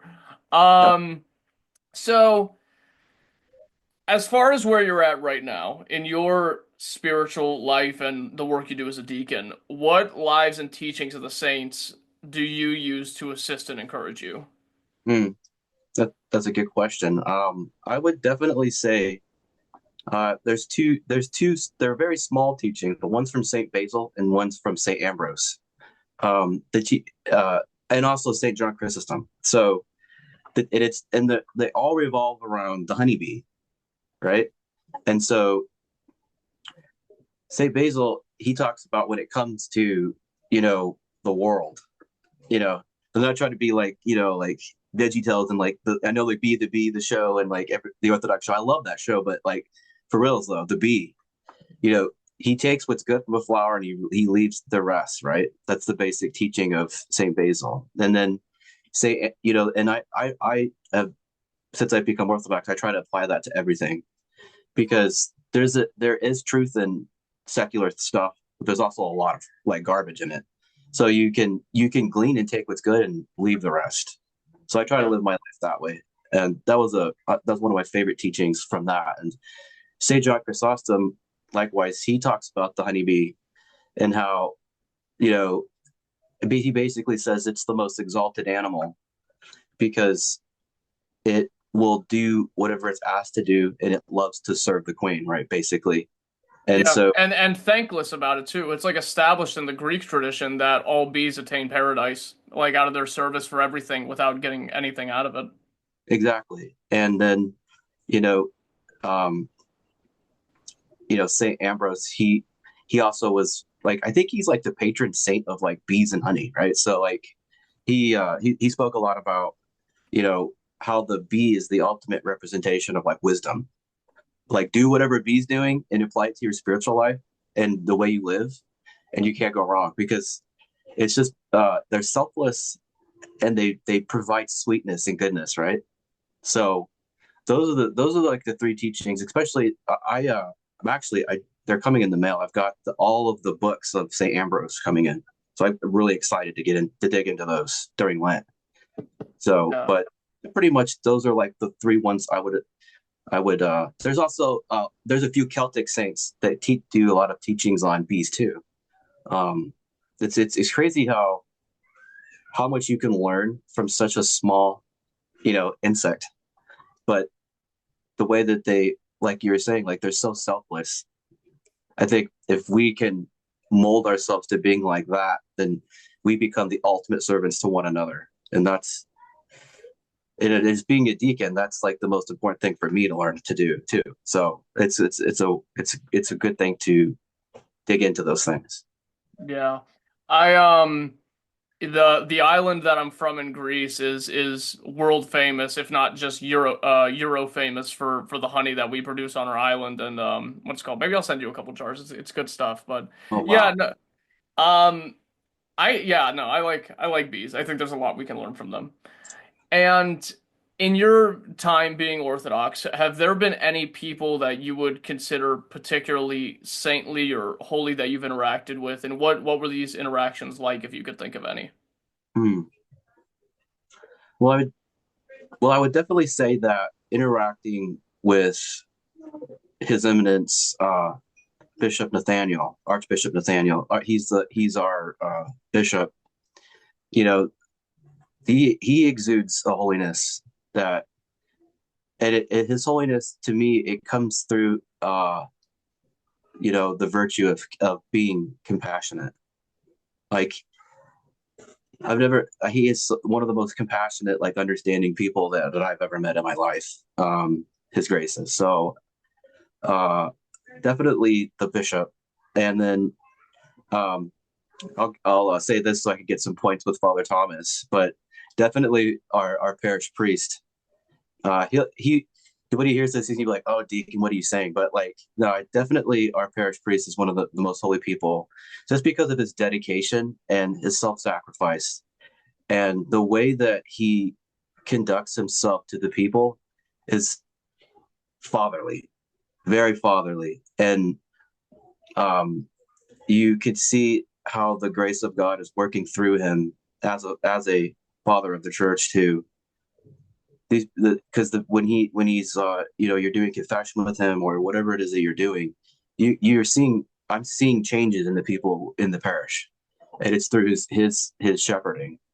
And so I would say those two for sure are definitely exuding holiness. God willingly, we'll get your priest on the show, and if you can get me your bishop, that would be huge brownie points. I might send you more honey. I might even put a box of live bees in there if you can do that for me. That would be awesome. So, Oh, yeah, I have always wanted to do beekeeping. my Um, dad was on that kick for a while. It never ended up panning out just because of how much back and forth we do with Greece. But it's like we have like a little kit in the basement that we're just every year we're like, yeah, we'll get around to it. And I'm like, okay, yeah, well, that's kind of like me and my wife. We keep saying we're going to do it, but we never do it. We do like a little bit, like because I try to do like homesteading because we're so far out from everything. So like we do like a little gardening. We got chickens. We got a goat. We had cows, but you got I a didn't. goat. Yeah, I ended up Very selling the cute. cows though. It's too hectic. The cows were Cows too are a hectic. lot. Cows are a Yeah, lot. Yeah, it was no. too much work for us, and it was they would do stuff like it was like the demons would like interact with them and they'd like get out and destroy stuff right before I had to go to Vespers or something. So Mm-hmm. I was like, I gotta get rid of these guys. They're Yeah, no. distractions.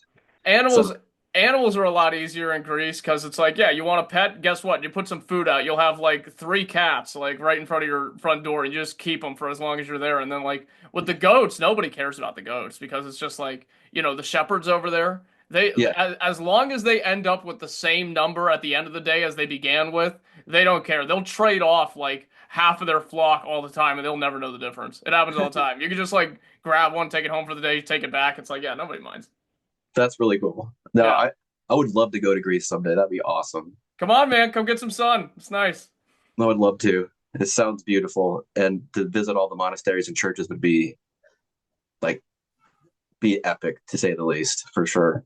Yeah. On my island alone, I want to say it's like every time. Here's the funny thing. Every time I say the number in front, so I'm from Kalimnos. Every time I say the number in front of another Kalimia, they'll always be like, "No, there's even more than that," and they're probably right, but it's still annoying. Where it's like, I think we have something like 300 churches and then 250 monasteries, like plus on both of those numbers, like more than that. Like I'm just giving like a rough estimate, but there's so many. There's my spiritual father over there because I have two and I kind of like cheat, but it's I'll wake up 5 o'clock in the morning Eliane, vamos a ecclesia. Come to church, and now we'll wake up, and every single day there is a different church or a monastery for you to do a service that morning, in commemoration of that saint. Oh wow. And yeah, every single morning, and then everybody hangs out outside. Like we do coffee for like a half hour, 45 minutes, and then you just kind of and it's just every single day, and you get to do it, and it is the best part about that place.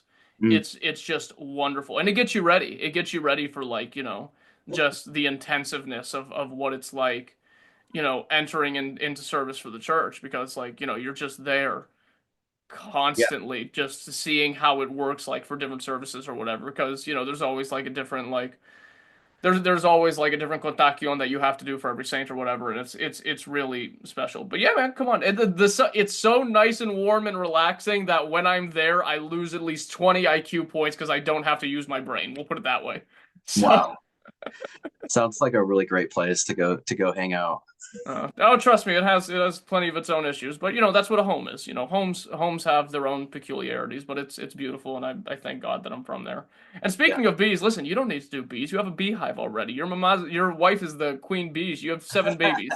You know, Yeah, she is. He so is. Yeah, you she know is definitely Mama Queen, that's for sure. exactly. Actually, and looking kind of at the wide breadth of your service in the church from the time you first started out up until now, how is your appreciation for your role maybe shifted or grown from the time you were a younger deacon up until now? Hmm.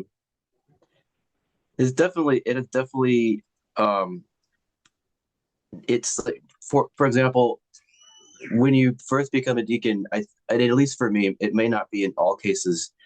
You're just so worried about not messing up and you know doing something wrong or something, right? And as the liturgy literally gets imprinted on your mind, it becomes like, to me, the liturgy is like a dance, and you're moving through it, and you're memorizing the parts, and you're going through it, and then when you get to that state of like relaxation within that role, you begin to reflect, and that has been the most rewarding thing, reflecting on, say, like the little entrance or the great entrance or the significance of that, or the epiclesis or the proscomedia table, the preparation of the gifts, and especially vespers. I'd you know it's a tie. Like I really like pre-sanctified liturgy because it's a little bit of both, right? It's a little bit of like a liturgy, it's a little bit of vespers, so you get both. But like the great liturgy is probably, I'd hate to like say it's my favorite and not the other services, but just because focusing on, even like, let my prayer arise, O Lord. Like uh it's just it it does something to you as you go through these services. You do them over and over and over again, and it's like they never get old, right? They're timeless, and when they imprint on your heart, and then you're able to reflect on them, the significance that they hold, it it's such a blessing. Like I wouldn't change it at all, especially vespers. I like the solemnness and quietness of it, and the adoration of Christ and his mother during those services. And it's just like, you know, there's a lot. I don't think you could ever fully learn everything that is, being represented. I mean, I'm sure there's guys that do, but like, it's endless, the amount of teachings that, if you really are paying attention in church, you can learn and reflect on, like, after it's all done. So I the was thinking about this. Right now we're doing a program called Temple Tours where we go across the United States and we do documentaries on monasteries and churches. I think I mean, I'll probably die before I run out of those to do, but something else I want to do is I always wanted to do a program on the channel where we went to one of each kind of service and like had like an explanation for what's happening during the entire thing. I feel like a lot of people would get something out of that maybe. Yeah, that would be really cool to do that. I Yeah. think people would get a lot out of it too. And if you're watching this, I have enough on my plate, so somebody else do it so I can have a second to breathe. Please. Please. Please. I can't do all this. So But yeah, no, I know what you mean. And as the leader of what I would call a small village, what has being a husband and a father taught you about yourself, and how has it changed your ministry? Hmm, that's a good question. I think with being a father of seven, and especially for me, you know, because I was an only child growing up. So I always like I wanted the exact opposite of that. I wanted to have a huge family always. And so um but then when you're a new parent, you really don't, especially if you're an only child, you have no idea what you're doing at first, right? But it's interesting how you grow with it. And so like a lot of people are like, my wife's like she toys with the idea of like wanting like more children, which we would always allow the Lord to do that. We're not like saying we would never do that. We're not going to do that. But people are like, how could you guys have another one? Like what would like, what are you guys thinking? Or, and I've gotten so many like, goofy remarks said to me about having a big family. Like, do you know where babies come from? I get that one like every week. Right. And, but what's funny is what people don't really know is that, oh, Oh, hello. there's one of them. Oh no, they got through the door. Coin. Yasas, yerete. What's up, kids? All right, come on, guys. Go on. Can we be happy? No, go on. Come on. Sorry. No, you're They, good. They're wonderful. How can't you want more? Are you yeah, kidding? You know? yeah. Well, and then it's what if once you do get like if you have like if we were to have number eight, it wouldn't even like. Of course, the stress with the pregnancy on the mother is a lot, right? And Oh, doing all big time, that stuff. yeah. But once they come into the world, it's interesting how like when you have like so we have like our oldest, which is she's 14, and then we got a 12-year-old, an 11-year-old, a 10-year-old, and an 8-year-old, and a 4 and a 3-year-old. They sort of like the older ones just sort of like help you do stuff, right? So like That's it's so not nice. You get your own personal altar boys, right? yeah. So like we're all and it's so cool to see how you got like we work together, and if one thing that it definitely teaches you is humility. You have to be compassionate and patience, patience, patience, patience, you know? And so I think that's probably like one of the reasons that when you read, like, I think it's St. Paul's, letter explaining like a deacon and what a priest, like, they have to be able to have like controlled their own family before they become into that ministry, right? It's, I get it because like, and I'm not saying that like I'm Mr. Perfect and do those things all the time, but But it's it's like, almost like practice in a way. Like you get yeah, your own little ministry within your home. yes, because like some days it could be hectic and like you just want to go do like morning prayers, and then like you got a kid over here and he's like doing this and she's over here and it's like, but then once you get that it's like a well-oiled like machine and everyone's on the same page, that in itself is a blessing to see that come together. And so, but yeah, it's taught me patience and humility, and it's weird how children will, like the things that they'll say are how compassionate they can literally be and forgiving. And there's so many things that like you can learn from children. I mean, and that's like we were saying before, that's why like my own personal little ministry is just for children and saving the children and doing whatever I can to make the world a better place for kids. Because they're, if you talk to anybody at the parish, they'll say, "Oh yeah, Deacon Patrick's thing is kids." It's like, you know, they're just wonderful, and I literally think babies are like the best thing on the planet. Like, there's nothing better than like a newborn. When you just look at that new baby, it's just like, oh, some people are like cats and dogs. I'm like, no, kids, have more kids. Kids. Have more We need kids. babies, and we need to get them baptized. I am a pro-natalist to the max, and God willingly, you have more and can keep your sanity as you have more, and may God grant everybody a whole bunch of them. So, Yes, pray for me. of course, of course. Um, and as someone who, God willingly, has a long time still to work in the church, either as a deacon or God willingly elevated to the priesthood, what are some things you think you'll see change about your work and your parish in the future? Hmm.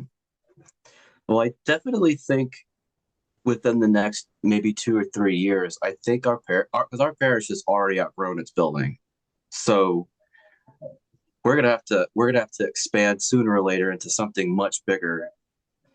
Uh, you know, I think I don't. I mean, I can't really say how much longer I'll be a deacon before I'm a priest or the dynamics to go along with that.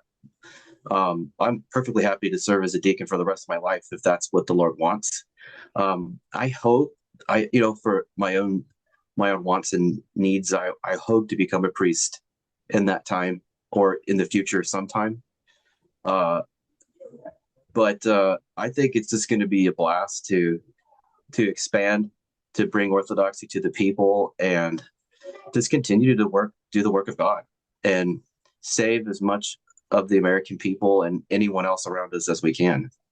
So, like that's like the ultimate mission, So that's basically what I see going on in our parish. I know we're gonna have to expand for sure, because now we got people just hanging out in the back, and it's like, oh gosh, and then it's insane. Like it's just almost like every week it's just one or two more people, and then then it's just like they're all the way back to like the back door sometimes. So it's going to be exciting for sure to see what God's going to do with this. Yeah, God willingly. And, I hope things work out and continue to be beneficial for you and your family and your parish. And I hope God is gracious to you in the future. Father Deacon, it's been an absolute pleasure to have you on. Do you have any final thoughts for the audience?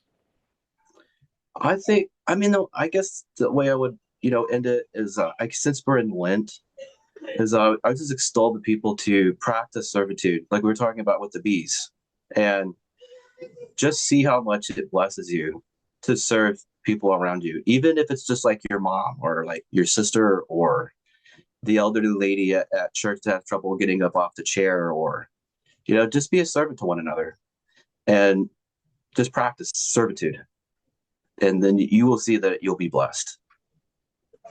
I mean, and just like a psalty that drags things out at the Kleros, just when you think it's over, it's not over. So, Father, please end us off with a prayer, and then we'll do announcements.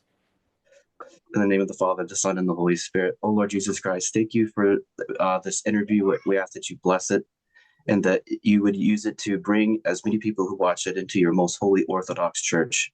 In the name of the Father, the Son, and the Holy Spirit. Amen. Amen. Father Deacon Patrick, thank you so much for coming on. So so I need the links to. So what do you got going on? So first of all, whatever happens with your parish, if you guys are going to renovate, if you guys are going to move the building, financial help is needed. And if there's anybody in the area, at least your area, that's going to watch this, hopefully, I want them to be able to come explore your parish. There's a link inside of the website for your church for donations, right? Yes. Okay, perfect. Yeah, Yes. shoot that over to me. If you're watching this, check out the link in the description. One of the many that's going to be down there. The link in the description below to help contribute to, learn about, and perhaps go visit Father Deacon Patrick's parish. Your company is called what again? JC Products. JC Products. If you want to get some good well actually no, you guys don't just do fowl. You guys do you guys got like elk calls and stuff? But yeah, we got Okay, everything. yeah. Yeah, if you want some hunting calls, check out the link down below for JC Products. You're going to be supporting an Orthodox Christian, not even just that, an Orthodox clergy ran company for hunting supplies. And then oh yeah, also, I need you to shoot me the link for what's the organization that helps women not get abortions called? What is that? Okay, I'll send you the link for that The name of the place is, I believe, it's called um Phoenix Women's. You know what? I don't remember the exact name. Like, it's not, my brain is not clicking, but I'll send you the link with its name and everything in it. Okay. I'm pulling a blank on its name. It's No, called you're good. Women's Health of Phoenix or something like that. Okay. Baptist abortion prevention or something like that. Sure. Everybody, check out the link down below for that. If you want to save some babies, or help save some babies, check that out and maybe think about contributing. If you want to contribute to the Orthochat, the links to our Venmo and Cash App will be down below. If you want to contribute to the Orthochat and get something out of it, check out the link below for our affiliate link with Lore Coffee Roasters. Every time you purchase off of that link, we get 10% of your order, and it's great coffee, and that means a lot coming from me because I am a caffeine addict. If you want to check out some good theological and patristic works, check out the link down below for the website to Scriptorium Press, and when you purchase off the website, not the Amazon link because we don't get anything about it, use code OrthoChat in your order, so you will get 15% off your order, and 10% of your purchase will go to us. Season 1 of the Orthochat Theology is live now. I think we're at episode 4. Check that out on our YouTube channel where we're going through the celestial bodies and the holy angels and everything that comes along with them with Archimandrite Maximus Weimar and Father Justinian Burnett. Those will be continuing. It's turned into like a 12-part series now. Wow. Yeah, no, it's really cool. This is like the one project I have been so excited to do, and it's getting fun because when we get to the episode with the Archangel Michael, it's gonna be killer. So check that out.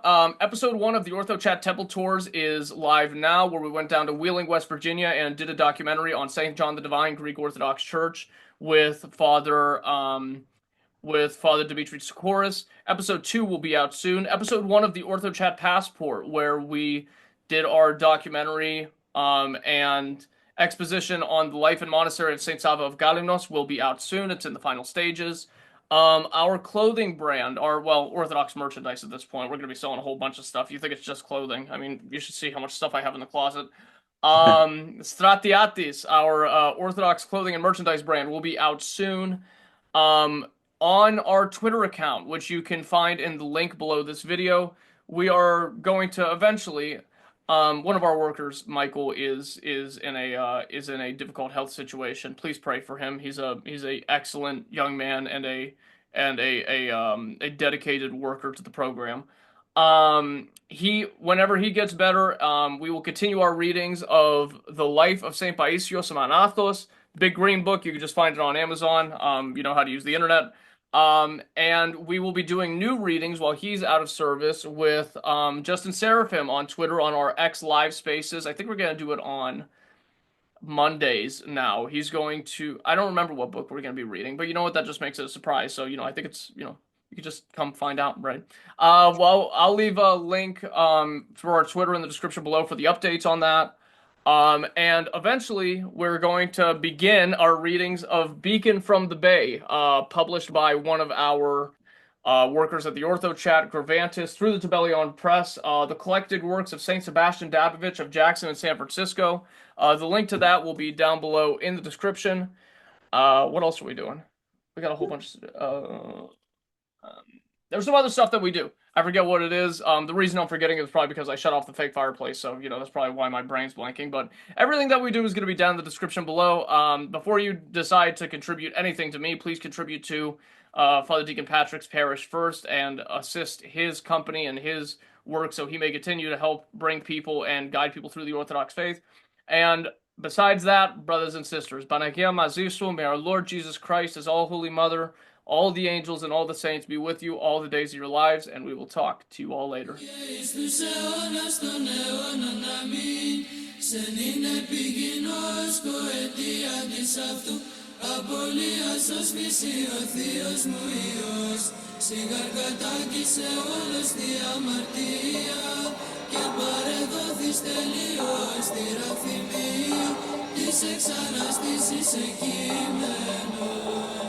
Kyrie Iisus Christe eleison, Kyrie Iisus Christe eleison, Kyrie Iisus Christe eleison, Kyrie Iisus Christe eleison, Kyrie Iisus Christe eleison, Kyrie Iisus Christe eleison, Kyrie Iisus Christe eleison, Kyrie Iisus Christe eleison, Kyrie Iisus Christe eleison, Kyrie Iisus Christe eleison, Kyrie Iisus Christe eleison, Kyrie Iisus Christe eleison, Kyrie Iisus Christe eleison, Kyrie Iisus Christe eleison, Kyrie Iisus Christe eleison, Kyrie Iisus Christe eleison, Kyrie Iisus Christe eleison, Kyrie Iisus Christe eleison.